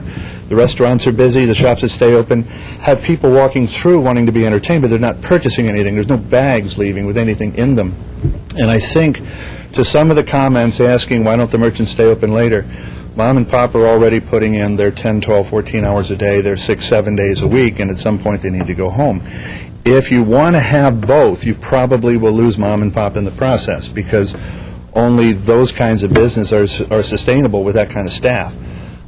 We've tried it. We've tried evening business. We've tried late night Fridays. We've tried all of that. I think the people have to decide, I think they kind of spoke to this and have decided that what they would prefer, if push came to shove, is they'd want it to stay more the way it is than to start to change into a nighttime business. We've got lots and lots of restaurants coming in, taking up former retail spaces. In some cases, that's a good thing. In some cases, it's becoming an overload. And I've talked with Mr. Draymond about the possibility of City Council looking at that in terms of the mix and what is coming in. Just as an example, on the south side of 2200 block, one of the buildings that was recently purchased by one of our outside investors, three spaces that were retail are now restaurant, or going to be restaurant, out of 5. And so the mix is going to be challenging it makes it even more challenging for the 23 and 2400 blocks to be viable, because the traffic stays up in the restaurant area. Anyway, just wanted to say that. I'd like to speak to that for a moment, Mr. Mayor. Mr. Zern, do you happen to know, there's no reason you would necessarily know, but I hate to throw a curve at you, but do you have an idea of how long the 2200 block is? It's about 1,000 feet long, something like that. That'd be my guess, but About it'd be 900 just that, to 1,000 about a feet long. guess. Just to give you an idea, and here's why. Here are the restaurants in one block, that one block that Mr. Dawson is referencing: El Charro, Slender Sweet Shop, Pho 21 Vietnamese Fusion. There's a brand new sushi restaurant, Goudas and Vines Spanish Tapas and Steaks, Pepe's Mexican Restaurant, Umai Korean Barbecue, Zen Bistro, a new restaurant coming, Mi Piazza, not Mi Piaci, Mi Piazza, a new rotisserie chicken outlet that's going in, Fat Dog, Gourmet A-Go-Go, Blue Star Japanese Restaurant, Portobello, Mediterranean food, Black Cow Cafe, Star Cafe, Zeke's Smokehouse Barbecue, and Rocky Cola Cafe. That is in around 900 feet. It'd be nice if it was spread out. I mean, that sounds like great variety of restaurants. It is indeed, and it speaks to, by the way, a variety of people and demographics in the Montrose Shopping Park. The idea that people have that it's absolutely homogenous is just gone. It's not like that anymore. The point is, there's 18 restaurants, food service establishments in 975 feet, more or less. which is why a lot of people are saying, yeah, the restaurants are great. They generate a lot of foot traffic, and especially at night, but they're mostly, not exclusively, but mostly in one block. This dovetails into something that Mr. Yusefian was talking about, survey. 20 years ago, the Montrose Shopping Park Association undertook a survey. And 25 years ago, they took a survey. And the results of the survey with the experts they hired said the same thing each time. 25 years ago, they said, it's okay for what it is. You need a retail anchor at the West End. And then 5-10 years went by, they did another survey, and you know what the results were? You need a retail anchor at the West End. And I'm not saying we shouldn't do a survey to get some help, or hire a consultant to get some assistance with mix of use, but the problem is that if suppose a consultant says, well, you know, you're 60% service businesses, it should be 50-50 or 30-70 the other way around, retail versus service. What do? Do you go to the existing businesses and say, you're out? It doesn't work like that. But you could use the attrition. As they change, you could change that. And the other thing we need to do is, if the new survey comes and says, you need to have an anchor on the west side, I would say this council needs to be a little bit more proactive and go out there, find other businesses. I get emails all the time from major business chains say they would like to come in here. But I don't look for them. But if I know that we need to have that, as we get some of those things, as we go to ICSC, we could bring some of those individuals and say, okay, we're going to help you, come here. We have a site for it, and we will put them there. So it's not just doing a survey and saying thank you very much and filing it somewhere. You actually have to be proactive and go out there and grab them, bring them in. Mr. Draymond. No, I understand, but what I'm trying to say is that it is many of these businesses. I mean, it's fine to say do it by attrition, but first of all, you'd have to change the zoning to accomplish that. Secondly, Dale, you can speak to this as well as I can. Most of these businesses, when they go out, they're there. You're going to have a long white beard by the time some of these places close up, because the average business there is there a long time. I still believe that a consultant would help. I still agree with what you're saying, because it would help solidify what is right now a lot of opinion and conjecture. And he will help us with the zoning, too. Yeah. Because he will come up and say what we need to do, so we could also use that information to deal with our zoning issues. And we do have a control of a property on the west side, so it's not like we don't have control of a property. So we have an opportunity here to do something. Let me go to Mr. Quintero. Okay, I just wanted to finish up, and this isn't specifically directed to you, Dale, but reading the report and so on, most of the notes I had made are pretty much in sync with the paper that Dale, that we were given a copy of. I do believe that at this stage, I would rather not see zoning changes. At this stage, I'd like to see a different approach. I'd like to see us try to incentivize what we can to encourage the kind of business growth there that it seems the majority of people are saying they want, i.e. single proprietorships, mom and pops.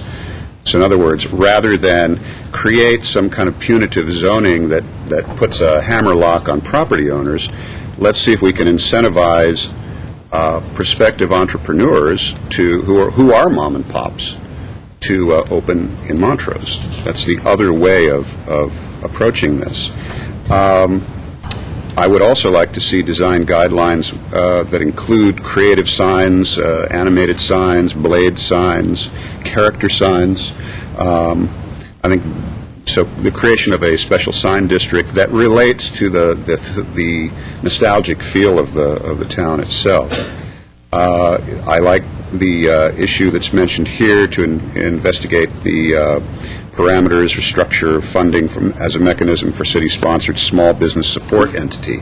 Sometimes that doesn't necessarily translate into money. Sometimes it translates into support of other kinds. Getting you out of through the bureaucracy quicker, plan check quicker. How to do some of this stuff, how to do some of this stuff that we're talking about. How you get through the process of creating a signed district, how you would help a property owner that wants to restore a historic look to their storefronts. Identify locations, budgets, funds, schedules, etc. I'm not sure that the parking lot beautification is a real effective use of funds. I know what people are talking about, but many of with the exception of just a couple lots, most of the public parking lots there, the larger ones, do have a landscaping component to it.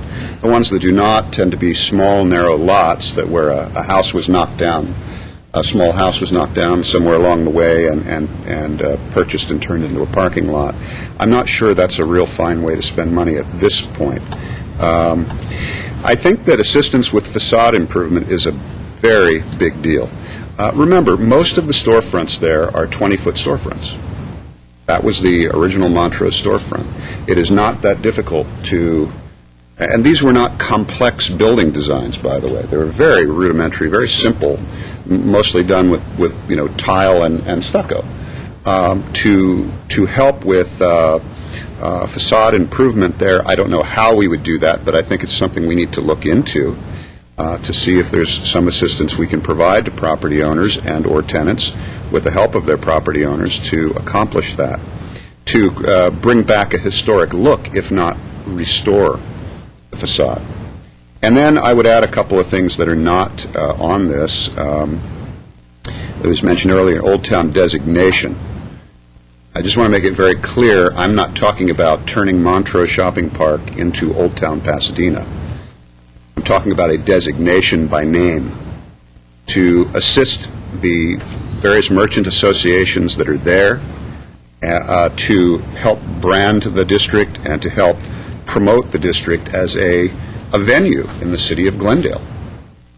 And that's why it's important for Glendale to perhaps designate it as their official Old Town, because it allows them to market themselves as such, to become an actual destination, to promote themselves as a destination, not only in tour guides and tour books, but also within the city's advertising that we do, publications that we put out. And it provides opportunities for them, not only, as Mr. Dawson says, with hotels that are coming, but Americana, cross-promotion, and so on. For example, just in the last less than a year, the Shopping Park Association has seen the district promoted with a full page in Sunset Magazine, which is out currently, Los Angeles Magazine, the Los Angeles Times did a full page just less than a month ago, and other areas like in Antelope Valley, their major publication. We can help them facilitate what they do by creating that designation of Glendale's official Old Town. And then lastly, this issue of transportation. There is an issue of getting back and forth up in the Crescenta Valley area that isn't served by the B line. It simply doesn't go where people need it to go. And right now it doesn't go through the Glendale annex of La Crescenta at all. It would be nice to connect some of those people with Montrose, with Spar Heights. As you know, the Spar Heights Merchants Association, the business district there, they have no surface parking lots, and they're on a hill. So even though the municipal lots in Montrose are very close, if you have to walk up a steep grade like that, you're not going to do it. And so they have trouble attracting traditional retail, because a traditional retail store is not going to go in where there's no parking. So a trolley system, or we're talking about a rubber tire trolley, would connect the municipal lots at the top of the hill with the Spar Heights Business District. It would also connect the community with places like Descanso Gardens, the only medical center that exists up there. not just the hospital itself, but the medical center. The B line doesn't go to these places. The only large 24-hour pharmacy. There's no public transportation in terms of city-provided B line that'll get you there.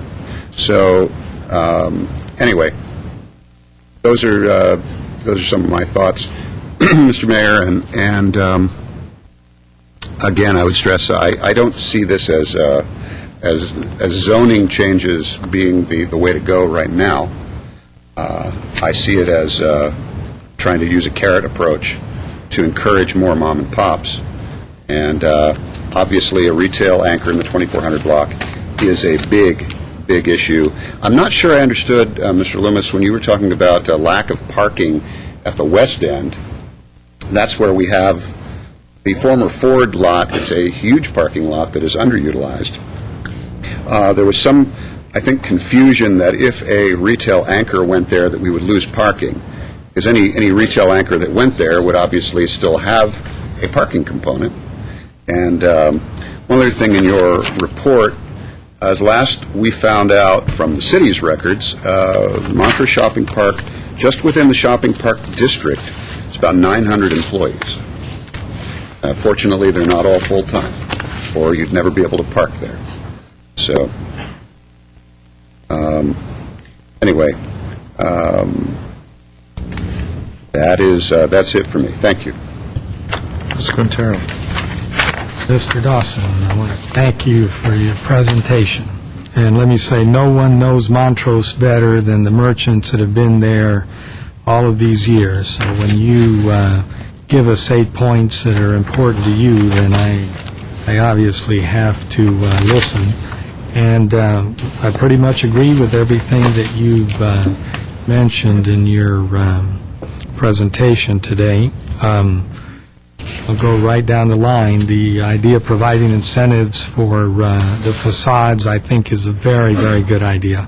There have been a couple of treatments to, some of the businesses that have come in that I've kind of shook my head and thought, oh boy, that doesn't work. But that property owner in that particular business thought it was the right change. But anyway, I think we should look at some sort of overall design, if you want to call it that. Then I like the idea of the special sign district. I think that's very important, so that the businesses will kind of pop as you drive by. The Old Town trolley line, I think that is very, very important. I was in Santa Barbara over the weekend, and I noticed the incredible amount of people that were riding the Santa Barbara trolley. They happen to be electric trolleys and very good size. But the way the open field, people have this tendency to just jump on and get off. Whenever you get somehow a closed bus enclosure doesn't seem to work, as opposed to the kind of trolley look. I think that's a very good idea. And then one of the most important ideas, I think, is the idea of promoting Montrose as Glendale's official Old Town district. I think that's going to work very, very, very well. People are looking for something different, and even downtown visitors, I think, might be drawn out of town. Downtown visitors might be drawn to Montrose, so I think that's very important. And just as important for the merchants at the 23 and 2400 block is to do something with that large parking lot that we own, that we bought a few years ago. It's sitting there. It's not particularly used, so I think we have to begin to start focusing on how we can attract an anchor tenant to that part of town. Whether it's a high-end grocery store, Trader Joe's or Whole Foods or whatever it is. But I think we need an anchor presence at the West End. We own the property, so we should be able to make some money as a city leasing the land, and in addition to that, we'll increase the viability of those businesses at the West End. But anyway, overall, I'm very happy to receive this from you and the merchants, and hopefully we're going to get rolling on this. There's certainly going to be some competition from La Cañada, as we all know, and other retail competition. So we need to work to get Montrose, or to continue to have Montrose move forward in the Montrose Renaissance. Thank you for your input. Thank you, Councilman. I just want to reiterate, too, what Mr. Draymond said.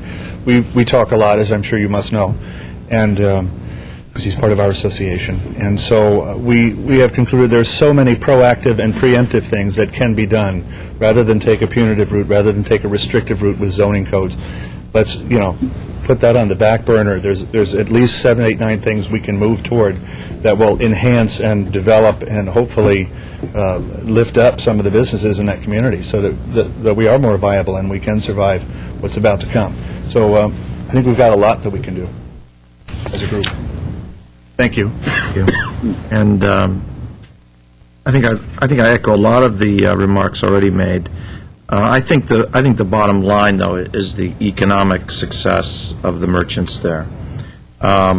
We are presuming that a blade sign or a historic look or a trolley is going to bring in the shoppers to give you that economic success.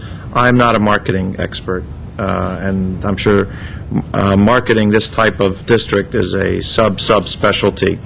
I wholly agree with the comments by Mr. Draymond and Mr. Yusefian that we should have someone come in and tell us what's best, and it's not just the mix of businesses, because that's part of it.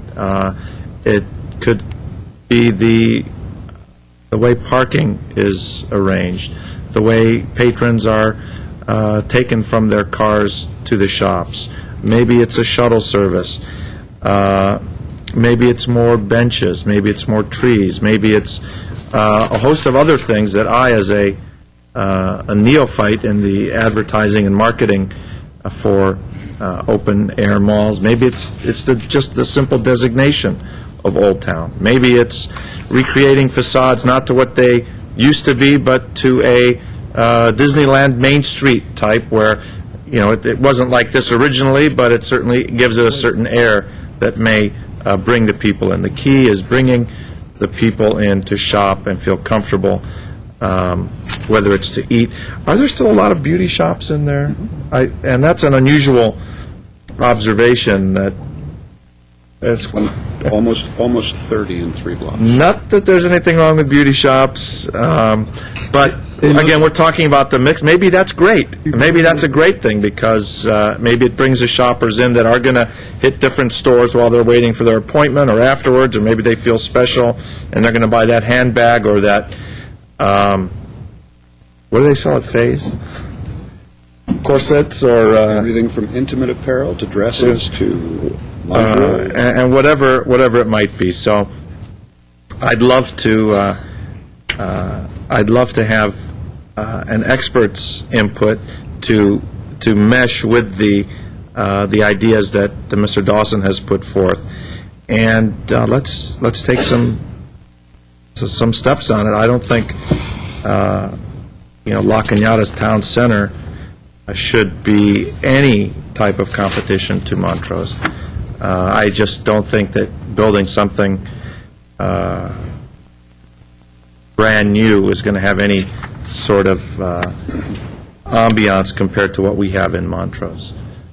Mr. Yusefian. May I just, off the cuff, may I make a recommendation? Since this weekend is Montrose's 95th birthday. What? 24. It's Montrose's birthday.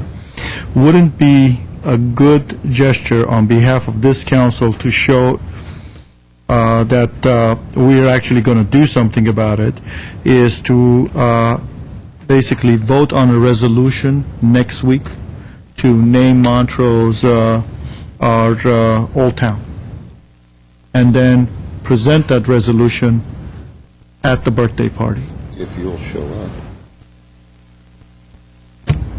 Is something for me to do? I'll be there. Does that mean you'll come to the event? Are you going to sing happy birthday? That's Sunday, right?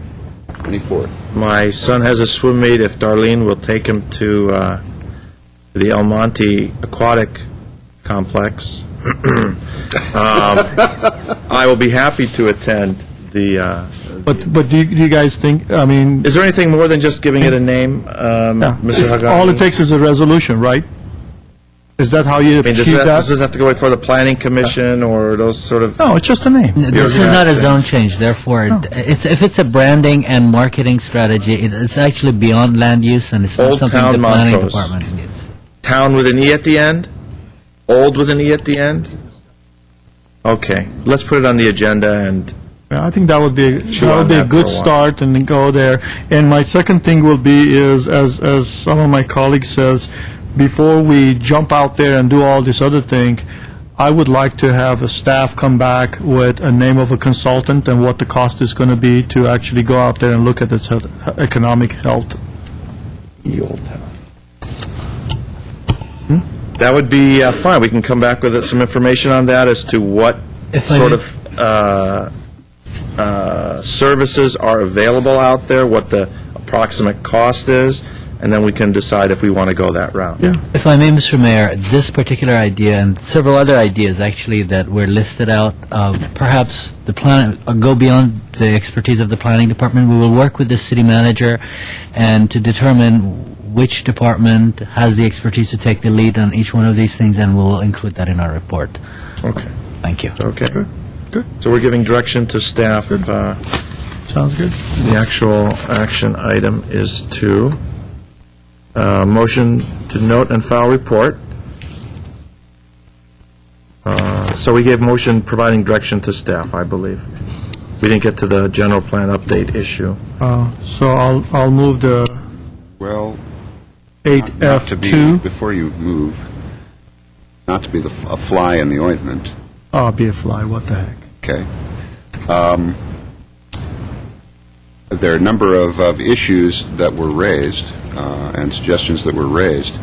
To simply say we note them and select out of those an Old Town designation, making it Glendale's official Old Town.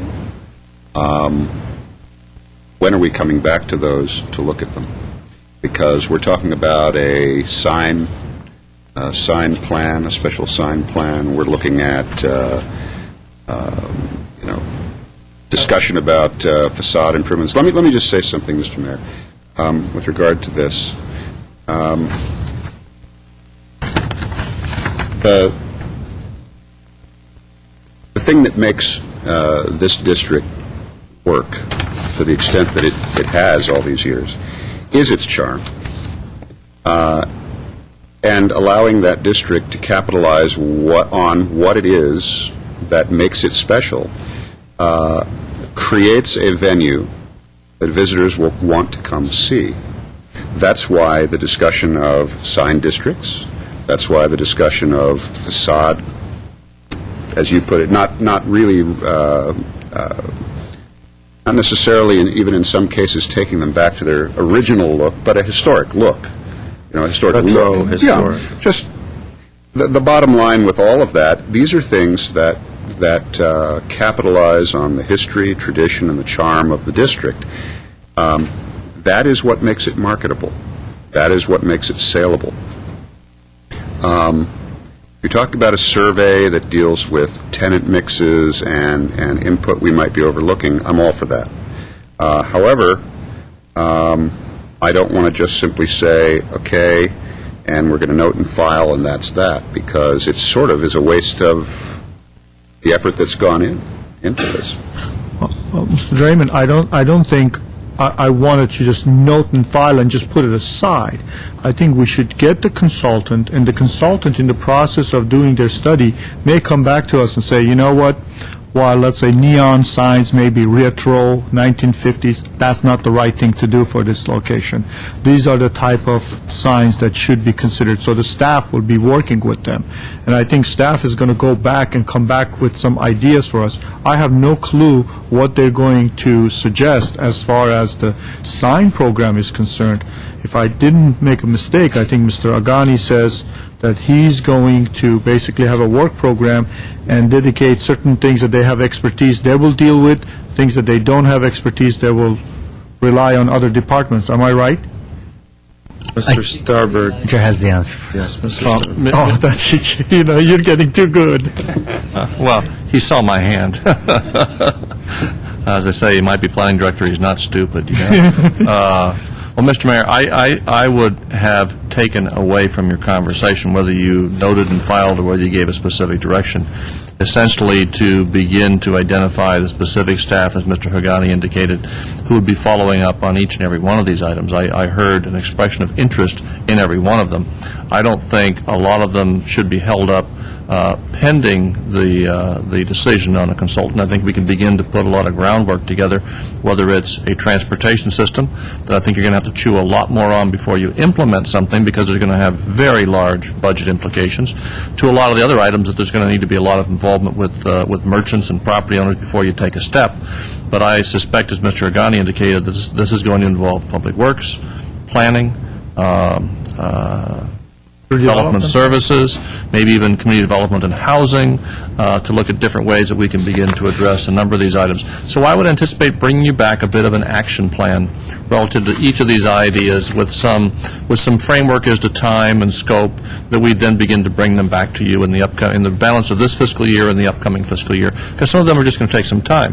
But that doesn't mean we want to be sitting here on them, because a lot of groundwork can be done. Well, and we also don't have to, some things will take a long period of time, others Things don't. won't, So yeah. the ones that don't, we need to Right. bring them to the council. Let's get it I agree. rolling. I agree. Mr. Draymond. So I would like to see, I would prefer a motion that would set some kind of a timeline for some of this, or at least create some kind of a study program that will be coming back to us. Let me see. Let me just finish. I don't mean with a date certain now. And one of those items might be a survey. I'm not really interested in a survey that's going to retrace the steps we've already taken. So that's what I'm getting at. And actually, I'm not even talking about a survey. I'm talking about a consultant. And what that consultant would do would not be to simply do what the planning staff has just done. No. So Let's do something different, because they already did that, so why Mr. spend Quintero money? has his hand up. Well, yeah, I mean, I feel the same way. The idea of a retail consultant, I think, has some merit, but we can't, I mean, I think we know what we want to do. I think the merchants and property owners know what they want to do, so the retail consultant comes in at whatever point the company comes in. However, I think our staff can begin to set these priorities in motion so that we begin to move. The retail consultant gets blended into whatever it is that we're already doing, that we're moving forward with. That's the way I see I mean, it's going to take a while to locate and hire and then do a scope of work. I mean, that's going to take quite a while to bring that consultant in.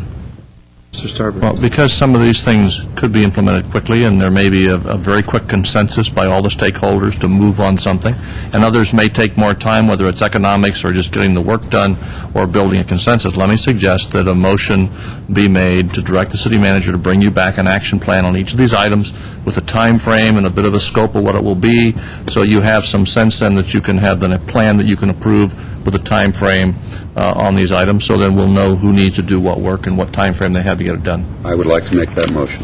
With the exception of the Old Town designation, Right, which which will we come can back do, next week as Mr. Yusefian says. as a resolution. That's- I'll second that. That's with no ease, right? With no ease. With no ease. You'll have to consult. They're all shaking their head no. So. I heard a no on any ease. Ye old. I don't think it's, by the way, that they're looking for a designation of Old Town mantras per se, but just the designation of being Glendale's official Old Town. No. Mr. Mayor, that is exactly what I'm talking about. Something that where we progress through some kind of we look at these issues and progress through some kind of a timeline on it. Okay. Are you clear on that direction? Based on economics and feasibility. Mr. Hagani, you're clear on that direction?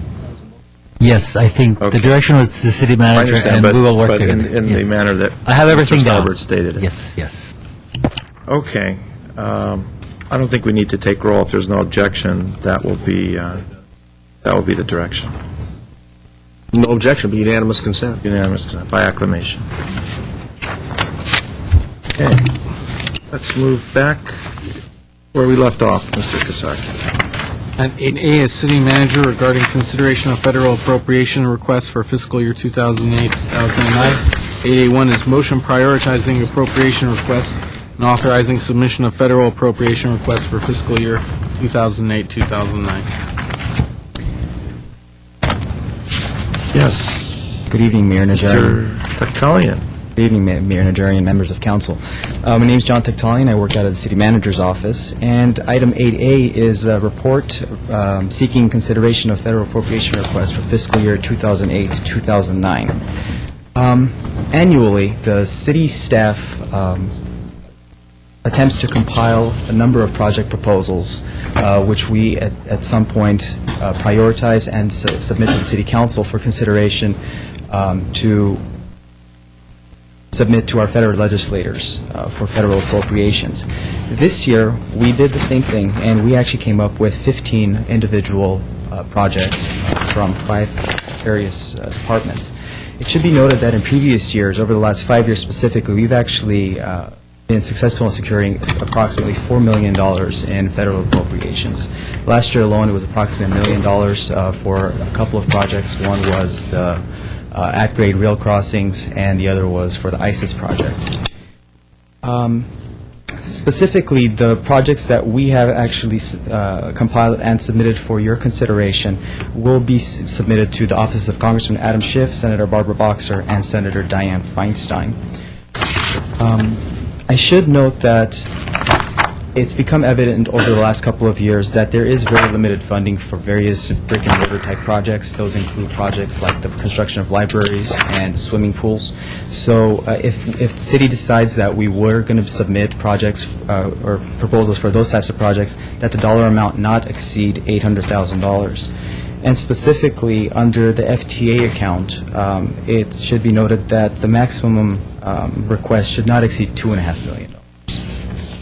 If I could direct your attention to Attachment 1, that actually provides you with a summary of the appropriation requests for fiscal year 2008-2009. If you notice, in the first column, it says priority. What staff attempted to do was prioritize each project that we plan on submitting, or we recommend that council authorize the submittal for, based on the account that they fall within. The intent there is to not have 2 projects that necessarily compete with one another. And at the very bottom of that page, we have provided a legend which specifies which appropriation bill and which account each one of those projects will actually come out of. We do have members of staff from various departments who could potentially answer any questions that you guys may have. Guys, I've done that once before, that council may have, specific to what each of these particular projects consist of. And at this point, what we would ask is that council either provide additional direction if they want us to reprioritize these projects, or just provide their concurrence on what's actually been submitted. So are you saying within each group to prioritize, or to prioritize regardless of the group that they're in? Well, what do you suggest on this? Mayor Najarian, what I'm suggesting is what staff has done is worked with our our federal lobbyist, as well as with the direction that we've gotten from our federal legislators thus far, and provided you with a set of recommendations for what staff feels the most appropriate submittals would be for fiscal year 2008-2009. At this point, staff seeks council's either authorization or reconsideration of our submittals for those particular projects. In other words, if looking at the first few columns, if you'll notice that at-grade rail crossings are listed as number 1, as our number 1 priority, and the beeline maintenance and CNG fueling facility is recommended as our number 2 priority. If council didn't feel that those should be prioritized in that manner, this is the point in time where we would prioritize those according to our desires. Now, and let me just ask a general question before we get into the specifics. Using that as an example, are we putting a priority at number one because we believe that there is a greater opportunity to secure funding from Washington, or that possibility of funding, probability of funding, is not a factor in determining our priorities? That is one of the factors. So we want to pick the easy, I mean, not the easy, but they call it the low-hanging fruit. Correct. Is that what, I mean, that's factored into this? Correct. One of the factors that we utilized in determining which project should be our number one priority was the fact that we had received some suggestions from our federal legislators indicating that they would be leaning more towards projects that would affect, that would have more of an effect regionally as opposed to specific to any one particular city. So an at-grade highway rail crossing improvement type project would have that level of an effect, as would the chromium-6 water treatment removal facilities. That's another one that kind of crosses the boundary lines between Glendale and Burbank. Okay. Okay, are there any questions, Mr. Yusefian? I do agree with John on this item, and having been there several times, I kind of have the flavor of what Washington looks for, especially our legislatures. I do agree. I think at least two of our senators have a strong desire on the rail crossing, especially Barbara Boxer has indicated on that. I think there's a good opportunity to get the CNG buses. I don't know about fueling, because that was one of the items that I don't think they're very much interested in, but I think there are definitely, there's always buses available, and as we've had discussions with congressmen, especially in Congress, they always are able to come through with maybe not 14 buses, but I think we're going to get few buses. So I tend to think that we should put things on there that we have an opportunity to get and not overload this list. I don't think we will get any battery backup system for the traffic signals, so I would not even put it there. Riverwalk project, I think that's a good one to put in there, whether we get it or not, but it's more of a regional issue, and I think we can get there. I really don't think you're going to get Pacific Park synthetic turf or even a soccer baseball complex, because that is very specific to the city. But the Riverwalk project you will get because it is connecting different parts of the region together. Bright Start program, our experience with the Fed's been they're very stingy when it comes to library programs, so the chances we get that is very low. But that's the only item we have here. Heavy lift aircraft, I don't think you're going to get it. To be honest with you, I don't think you're going to get it. I think what you're going to probably get is going to be your Foothill Regional Forensic DNA Lab. I like the choice of words, by the way. Regional Forensic Lab. That should be one that I think we should, crime reduction video project. Don't even send anybody over there to go ask for that money. They will laugh us out of there.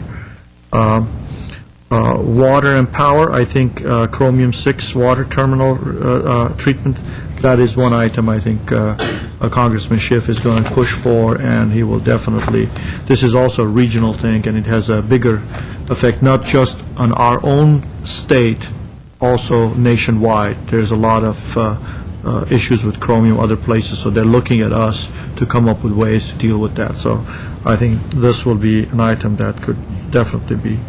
That's my take on having been there and dealing with all these people.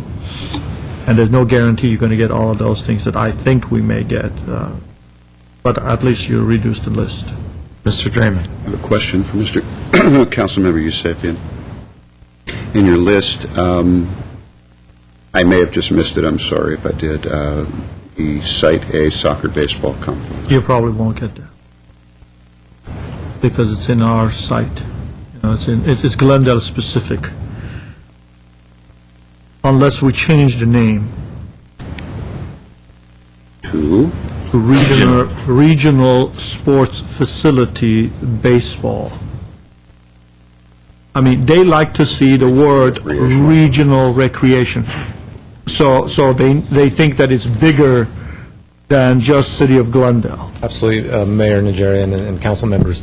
That was one of the reasons why the supervisor's office was supportive of providing some money for that facility, because it does serve a regional population. Okay, if you change the name, I think if you amend the name to the sports complex or regional sports complex, then it will become a little bit more desirable for them to possibly give you money. Yeah. Regional recreational. Yeah, but Pacific Park synthetic turf, you're not going to get it. That's just Pacific Park, just Glendale, that's it. Even though it's a joint project, it's a joint project with the school district, you're not going to get it. Yeah, and I think the thinking behind that was it does serve a lower socioeconomic community down there. Soccer is a big need, and there's also potential water savings. Right. But as far as again, the feds are concerned, they look at it, if it's lower socioeconomics, they, in their mind, we're giving you CDBG money, use that for that.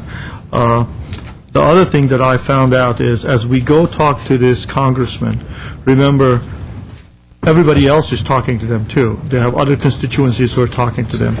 The shorter the list, should be, the better off you are, because they can't remember all of these things. So the shorter the list, the better off you are. Mr. Draymond? Sorry, Mr. I just Quintero? have a follow-up question. I'm sorry. Thank you for your answer, Councilmember Yusefian.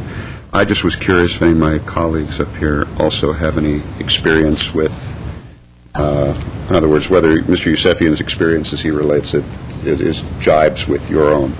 I'm the new guy here, so that's why I'm interested in hearing your input. I've been there quite a few times, and it's often a very fluid type of interaction, in that you've got your list of items here, and you sort of go through them, and if you can just sense an eyebrow perking up on the staff member that's interviewing you, you get the hint. Oh yeah, oh you like the the synthetic turf? Oh, it's great. And it's a sales pitch, and I think I told the newspaper that you are trying to advocate for the city, and you've got your game plan going in, but once it's kickoff time, you've got to be very fast, think on your feet, and sell them something for our city. And there are some general, I think, preferences, and libraries. I know I've remember pitching the Bright Start program for 2 years, and I don't think we got anything, did we, for the last 2 years? Although I do remember receiving some money for a video project of some sort. I'm not sure what that was. Was it for a safety video, or? I mean, so you sort of sometimes you pick up these little fundings that you didn't think that you would have a chance at receiving. The at-grade highway rail crossing, I think that's important. Adam Schiff has gone to bat for us, and he has recently obtained us some money. That's very critical, because you can sell that, unfortunately, on the basis of our Metrolink disaster that we had 3 years ago. Everyone seems to remember that. That's something they saw, something that involved loss of lives in a regional corridor, a statewide corridor where the rail goes up and south as well as the passengers. And other people also lobby for that. SCAG lobbies for that, Metro Rail lobbies for that, Metrolink lobbies for that, so they send their own lobbying people out there. That's another thing. There may be other right. So they're organizations lobbying for the same thing. for at-grade crossing. But I am going to Washington February 27th, 28th, and 29th, and I certainly encourage you, if not this trip, maybe next time, setting aside a few days, and it's certainly an interesting experience. As Mr. Yusefian said, wear your walking shoes, because you heavy soles. You really wear down the shoe leather in the halls of Congress. But it's entertaining, you feel like you're doing something outside our city boundaries at a higher level of government. So, Mr. Quintero. Yeah, well, for myself, in terms of that at-grade highway rail crossing, it's exactly as you described. There's plenty of other agencies that are going after that money for the corridor, so my number one choice would be the CNG buses. I think that should be a top priority. And then in terms of the Parks and Rec, I think the regional soccer baseball complex would be my top priority. And then in terms of police, I think the heavy lift aircraft is important.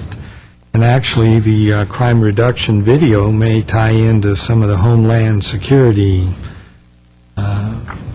funding. Yeah, funding. But I'd like to spend on that. so those are my choices: the CNG buses, the soccer baseball complex, and the heavy lift aircraft, with the crime reduction video project being second behind the heavy lift aircraft. Is anybody keeping score on this box score? Mr. Tuktalian is. I'm attempting it. I can't promise that I got everything there, though. And I have a question. What happened to our regional aquatic complex? With respect to the regional aquatic complex, there was an indication that there wouldn't be any type of earmarking for any of the projects this year, and quite honestly, the feedback that we've gotten both from our federal lobbyists as well as from federal legislators has been that that type of a project would not get any more than $700,000 or $800,000 in funding. Based on that information, we actually didn't include that in this project list. Council is free to include that in here if they so desire. But we chose to actually include the turf project in place of that. God. I guess I don't shout loud enough when I talk about the aquatic complex. And maybe we're calling it the wrong thing. Why don't we call it the youth / adult / senior / health, fitness, athletic training, life safety, let's see, what else? Homeland Security Facility. Mr. Draymond. Well, let me help shout a little bit, too, on this for you. I'm going to give my list for John to put under my name there, for my box scores. Under the transportation heading there, I agree. I think that based on what Councilmember Yusefian has said and what Councilmember Quintero has said, I think that there are going to be quite a few people lobbying for the at-grade highway rail crossing improvements. So I think that is going to happen, particularly because of the tragedy there that we're all familiar with. So I would take that off. I would like to see, under the category of compressed natural gas, a fueling facility or added buses, 2 reproduction trolleys that we were just discussing. Whether or not that could be under a subheading of new buses. Not specifically by name, but can those kinds of funds be used for that if we were to discover that those... If they give you the regular CNG buses, then you could use the money that you were going to use for regular CNG buses to buy your trolley. Yeah. Under Parks and Recreation, not so interested at the moment in the Parks and Rec synthetic turf project.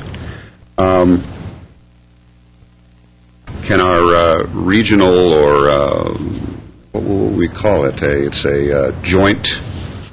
Well, let me put it a different way. Is there a way to include some of the interest in the Verdugo Hills Golf Course in this as a multi-use regional facility that is serving Glendale? Not in our city, we won't get it. Well, that's true. You see, but if we owned a piece of it, but we don't. All right. And then I would like to see us try to include the aquatic center as part of a regional recreational facility. That will serve far more than just Glendale, just as the Pasadena facility serves more than just Pasadena. And not to interrupt, but I think we can look at the success that the city of San Fernando has had in obtaining federal funds.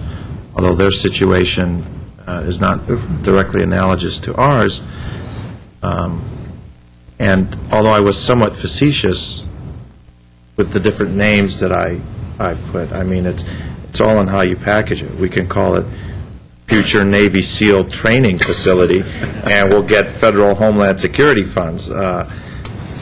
So let's be a little creative. I think if that's the wish of the council, we can get creative and invite it. And I'll go there in my bathing suit if I have to. I mean, We'll make John. No, we want to encourage them, Mr. Mayor. Yeah, we want to get money. But I would like to see a real effort made at the recreational facility, which would include money for the aquatic center. The heavy lift aircraft, yeah, and obviously the chromium-6 treatment removal facilities. So. okay. Did you get all those preferences that will, Mr. Yousefi? I want to ask Steve a question. I think there is a misunderstanding, maybe on behalf of my colleagues, on the at-grade highway, rail crossing improvements. Yes. How much money do we have to spend for the 4 rail crossings? The city of Glendale is looking at around $11 million. Okay, so that's what this 2.5 is. And that's $11 million is just our share. Then how much for Metrolink? Well, in that particular number, I just have ours, and then the shared crossings with LA is another about $5 million that they'd have to put up for their portion of the shared crossings. So this money 15, is 16 for our portion, not theirs. So they're going to be asking money for themselves, and we're asking money for ourselves. And so that's why I was saying that there will be different people going for the same project and lobbying, but it won't be the same money. So if Metrolink gets theirs or SCAG gets theirs, we ain't going to see a dime of that. We will have to spend $11 million out of our own pockets. And that's why I was saying, I think it's smart for both of us, whether it's 1 or 2, it doesn't matter, because it's an issue of where the funding comes from. But in my opinion, we should put both of them in there. And just to add, and again, not lobbying myself for any particular project, but Metrolink knows, knowing that we already have obligations that we have to upgrade these crossings, they wouldn't include those in their sealed corridor. They would go up, as Mr. Yousefian was alluding to. So they know we have obligations to upgrade these particular crossings. So they would go up. They're going to go for their larger sealed corridor project. Right. And I would imagine, I can't say for sure, the city of L.A. will probably be looking at not only their contribution here, but other crossings that they have throughout. But as we lobby, what we do is we built up, generally, when we go there, we built up on other projects. So when we talk to other congressmen and senators, because we just don't talk only to our own people, we talk to other people, too. We basically let them know we're part of the sealed corridor project, this is just one leg of it, and we had an incident, and so on and so forth. So as Mr. Mayor was saying, you got to sell this thing. You have to become a used car salesman to an extent, try to sell this project. I think I got pretty much what everybody was saying. So what you got now? Well, if I could just go ahead and go through this list, there are a couple of observations that I've kind of made here.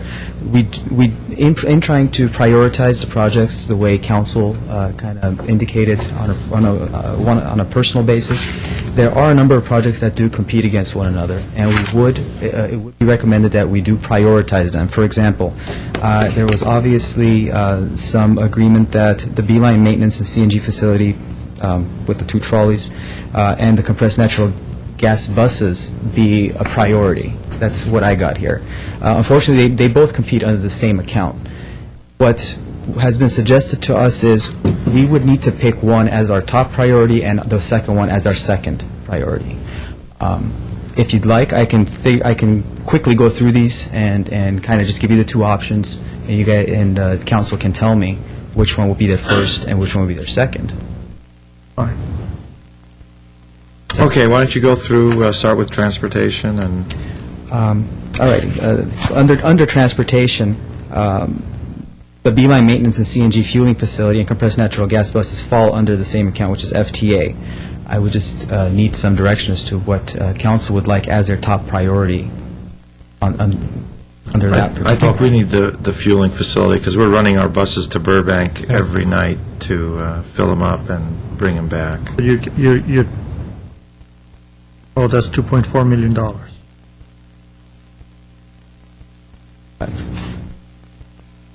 The maintenance and fueling is 2.5, the buses.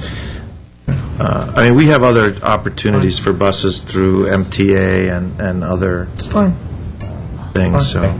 So the fueling facility is number one, and the compressed natural gas buses would be number two under there. Right. And then the next two that would be competing against one another would be the Aquatic Center and the Wait, transportation, what happened to the at-grade? That's not competing with anything? Well, the only thing, we can actually have that one, since that falls under two separate accounts. It's the FTA and the FHWA account. We would just go ahead and prioritize that under FHWA, Okay. which competes with the Riverwalk project, interestingly enough. Okay. So if you'd like to go there at this point, what would council's priority be with regards to the at-grade crossing versus the Riverwalk project?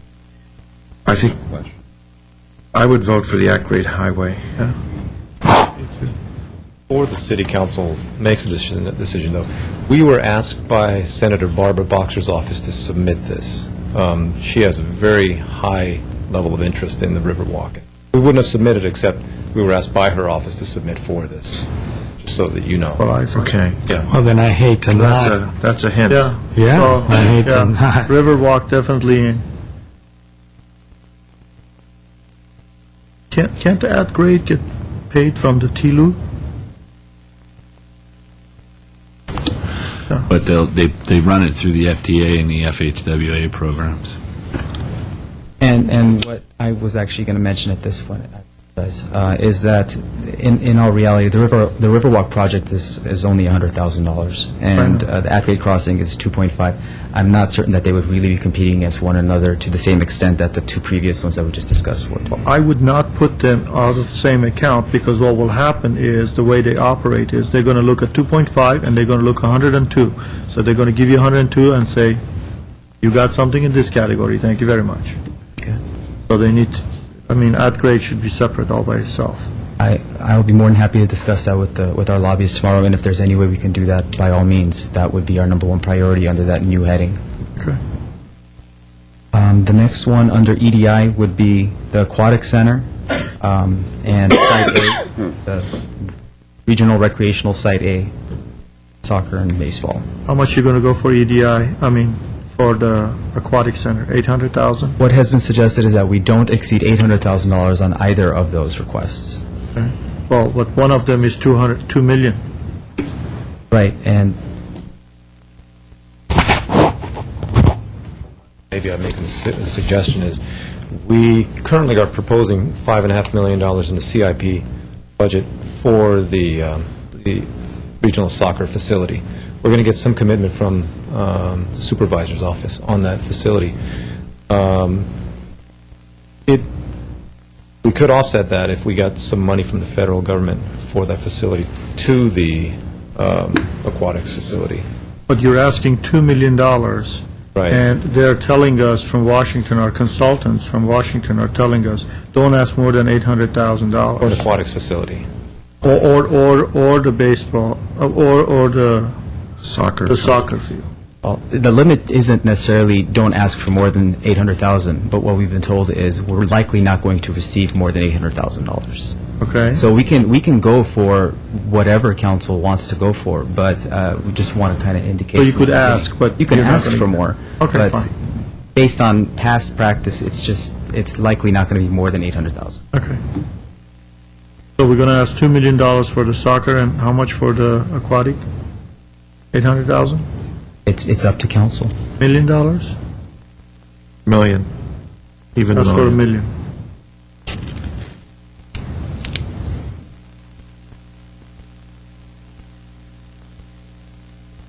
okay, and I'm not sure what the consensus was on the Bright Start program. If it's not competing in any other category, might as well give it a shot. Yeah, throw it in. If I'm not holding my breath. And the two other ones that I received input for was the heavy lift aircraft and the Foothill Regional Forensics DNA Lab. Those two do compete. Okay. No, I think the video crime reduction project is a better bet. Okay. Homeland Security Crime Reduction Project. So we'll have all three of those. He's kidding. Okay, he's laughing. He's kidding. So I would say 1 and 2 will be heavy lift and Foothill Regional Forensic Well, Lab. Mr. Mayor, and John, Mr. Tuktalian, it says or on the categories. One of them is or and the other is not. Can you explain that? Correct. Very similar to the at-grade highway rail crossing improvements. The heavy lift aircraft could potentially come out of two separate accounts. One is the Justice Byrne account, the other one is the UASI account. UASI account. Okay, that, and then the Chromium 6 obviously is All by a itself. separate account, so we'll take that. Okay, I have a card from Mr. Allen. Did he leave, officer? He's gone. Okay, we bored him to death. Okay. And that is, With those, I will move the item. Second. motion prioritizing. Okay, let's take roll on that in the manner just presented to us. Council members Draymond, Yes. Quintero, Yes. Weaver, Yusefian. Aye. Yes. Next item, please. At 8B is City Treasurer regarding City Treasurer's quarterly investment review as of December 31st, 2007. Motion to note and file report. Move 8B1. Mr. Quintero. Yes, questions?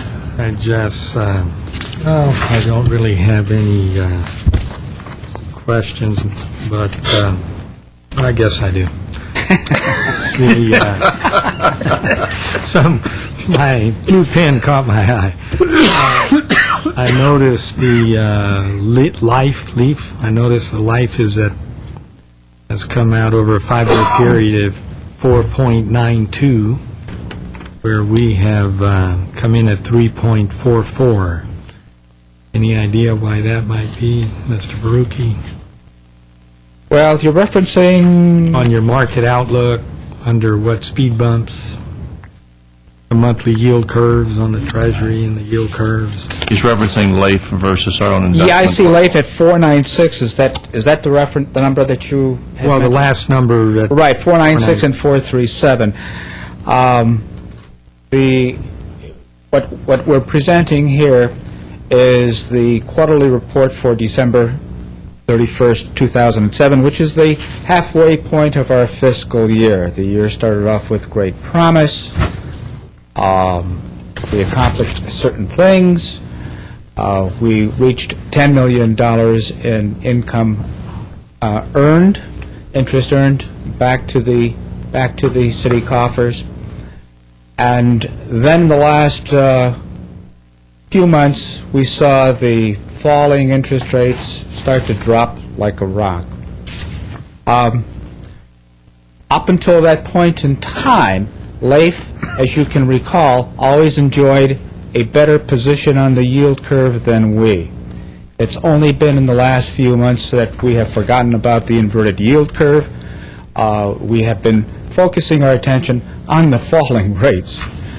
What is more significant on that Treasury yield curve, Mr. Quintero, is the fact that if we're comparing here the 2-year rate as of June '07 compared to December of '07, in 6 months it dropped 200 basis points.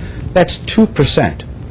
Since December 31st to today the 2-year Treasury bill rate is at 1.99, another 1%. So we are not seeing simply a decline in interest rates. They have gone from simply slipping during the past few months to simply dropping off the table. I can tell you, the life rate as of this morning, or actually as of yesterday, since today was Abraham Lincoln's birthday and the state is closed, the life rate this morning was 429. Mr. Quintero, maybe to get more to your question, LAIF will tend to be more reactive to the current interest spread because their investments are generally shorter term because you can get your money out in 24 hours. We will have ours in a longer term. As a result, we'll have more moderate fluctuation, less impact by these short-term adjustments. So what you'll probably start to see in time, if these rates remain low, is LAIF and the city then reverse our positions. We will likely move closer, if not get above LAIF in a short period of time because our investments are longer term. We're going to get closer. Yeah, we're going to get much closer. And are you anticipating, do we have a fairly low percentage in corporate midterm notes and medium-term notes? Do you anticipate that you and the committee will start to perhaps increase the percentage in some of the commercial paper and some of the corporate notes? What we're basically doing, since 2-year and 3-year money today was going at 3%, and overnight money being within 1 or 2 days up to about a week, is going at 3%.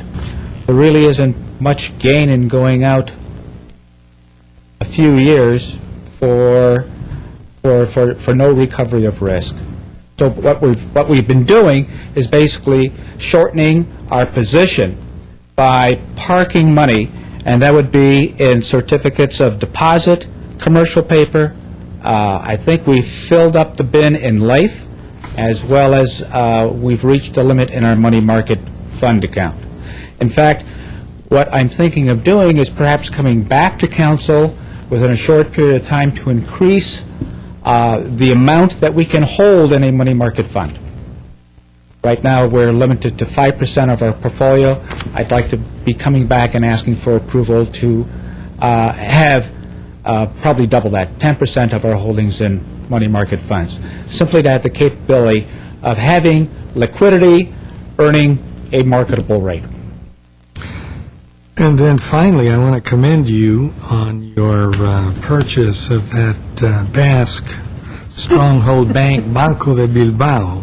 That can't lose money with the Basque. Too bad it's not in euros, though. I'm sure it's just dollar investments. Well, that was commercial paper, and Puerto Rican bank. Is that right? So it's a Puerto Rican, well, it's a Basque Spanish bank, but that's correct. This paper is purchased from a Puerto Rican subsidiary. Well, it's the U.S. Yeah, the U.S. U.S. interest. Yes, sir. But thank you for noticing. Thank you for reading the report. Okay. Is there a motion? Already made one. Is there a second? Second. Okay, with no objection, it will be so ordered by acclamation. Next one, please, 8C. Oh, Mr. Allen again is not here. He had a card for 8B. 8C, please. 8C is Director of Human Resources regarding proposed ordinance for introduction, amending the salary ordinance for certain officers, subordinate officers, assistants, deputies, clerks, and employees of the City of Glendale for their compensation. At C1 is ordinance for introduction, Glendale Management Association, GMA. I have a card from Mr. Allen, who's not here, and Mr. Milano.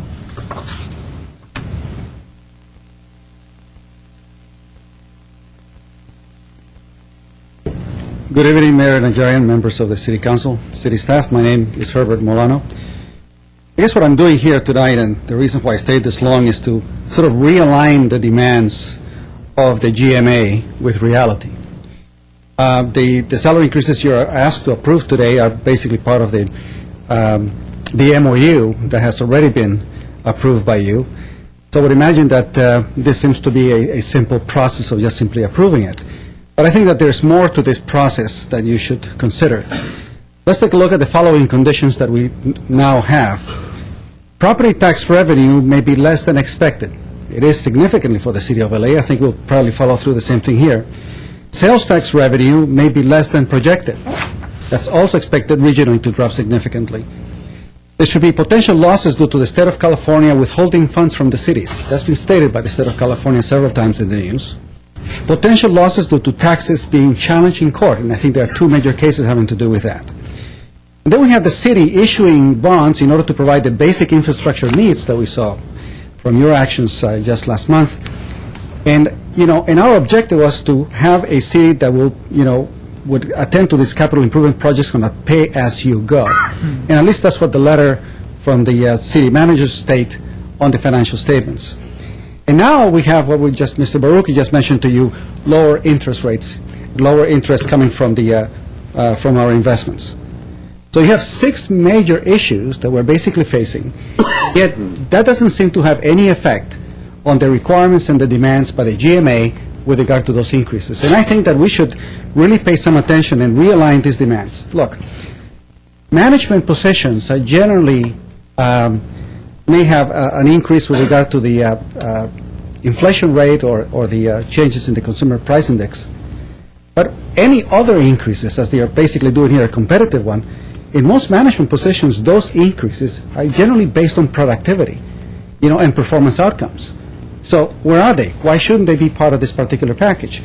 And with regard to productivity, I basically compiled here the information from the last 10 years, from 1997 to 2007. On salaried positions alone, we went for 1,550 to 1,949, a 25% increase in salaried positions.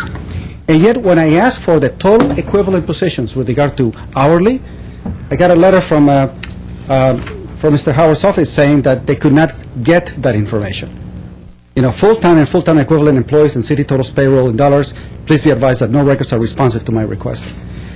So I basically want to submit this to you, because if we are looking at productivity, at least on productivity issues, I think we're failing there. Our population has only grown by, 6-7% since 1997. But our salary increase is 25%.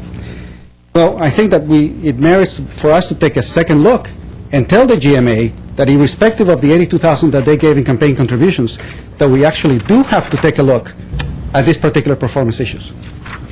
Thank you.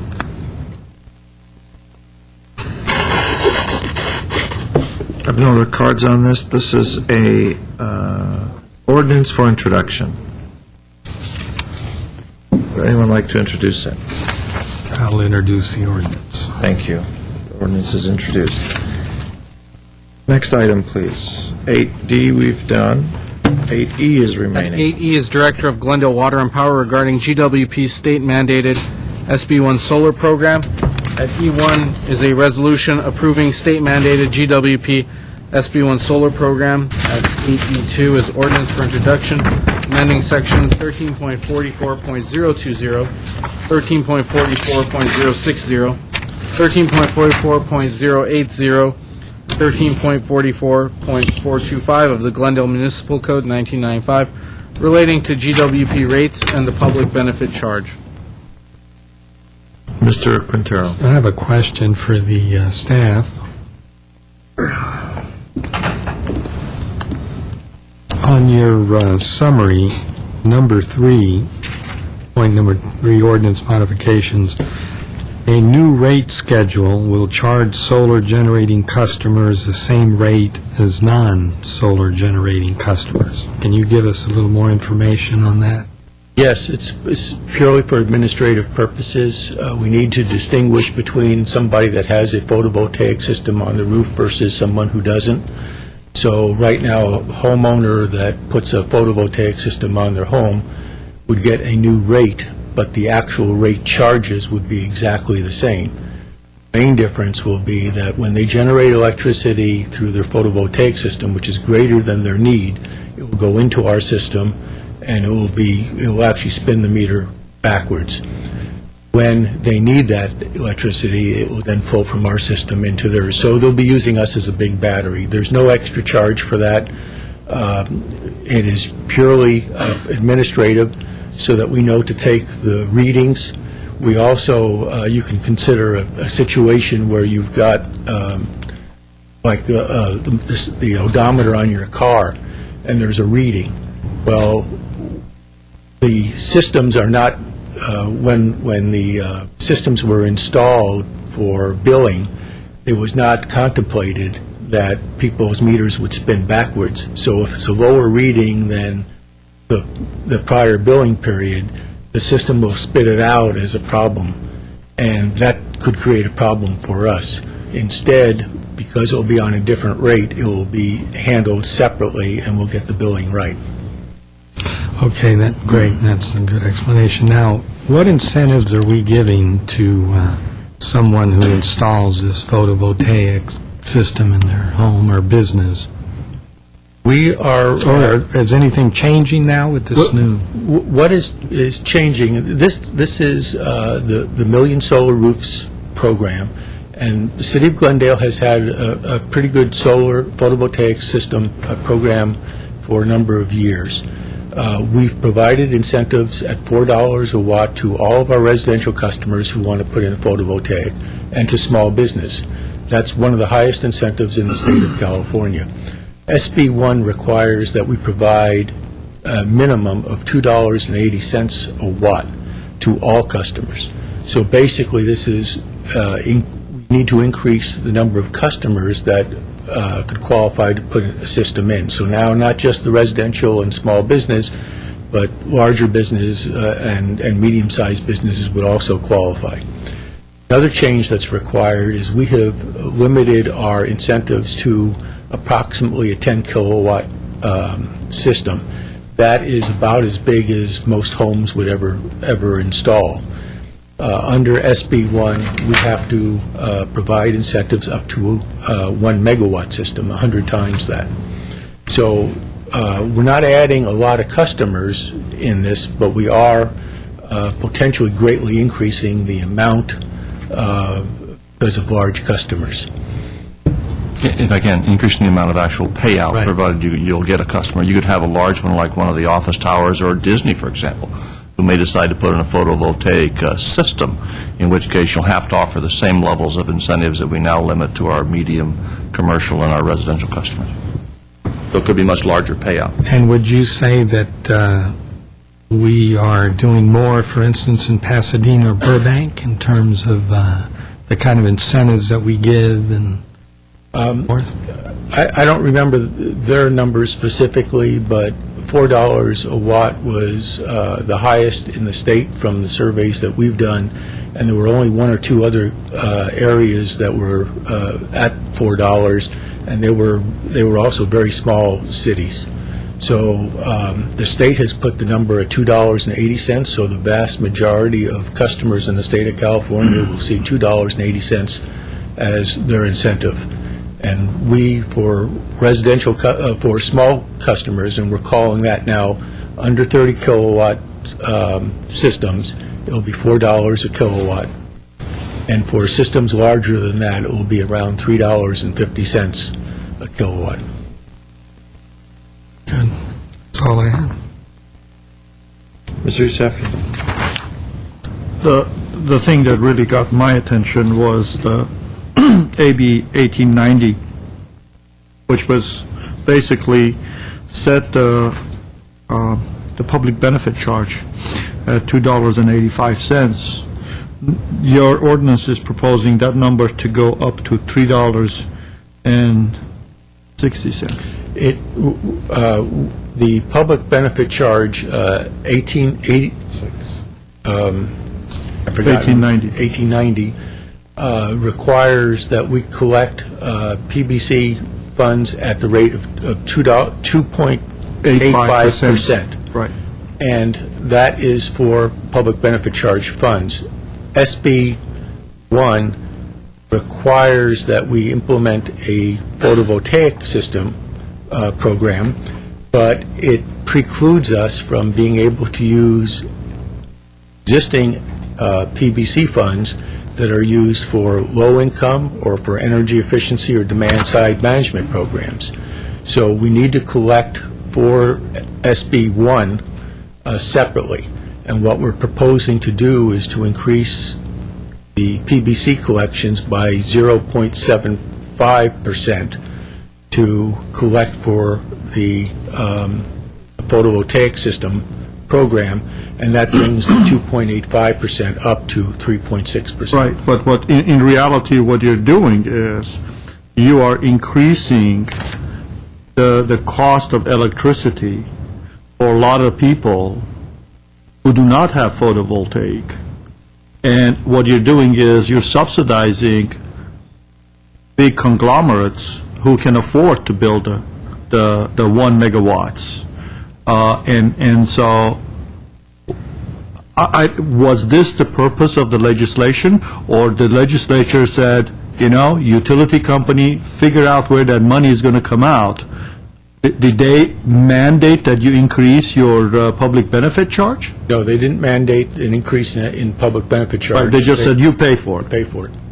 Okay, so why can't this come out of our regular income that we receive from our customers? I mean, we turn over a profit, so how much more, what is this going to generate? What is this 3.6% and 2.8%, and we're talking about that 0.7%? What is that going to add up to? That is approximately $1,500,000 a year.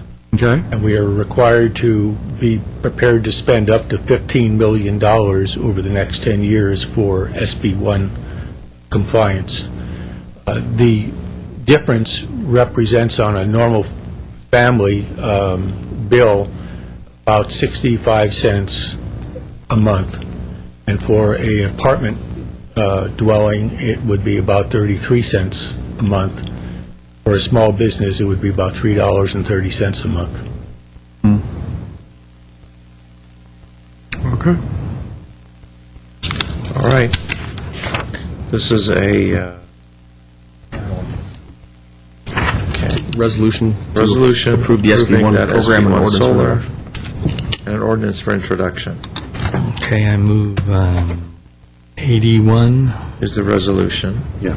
Is there a second? Yes. Roll call, please. Councilmembers Draymond, Yes. Quintero, Yes. Weaver, Stefan, Mayor Najarian. Yes. I didn't answer. No, you didn't. Do I have to approve this? You're not mandated to vote any particular way. No. Am I mandated by state law to approve a resolution? State law provides that we need to adopt an SB1 solar incentive program. So we have to? Yeah, we have to adopt an SB1 solar program, but Then you don't yes. have to adopt this one. Yes. Okay, and I'll introduce the ordinance at AE2. Thank you. The ordinance is introduced. That concludes our action items. Is there any new business? We have a motion to adjourn. So moved. Second. We are adjourned.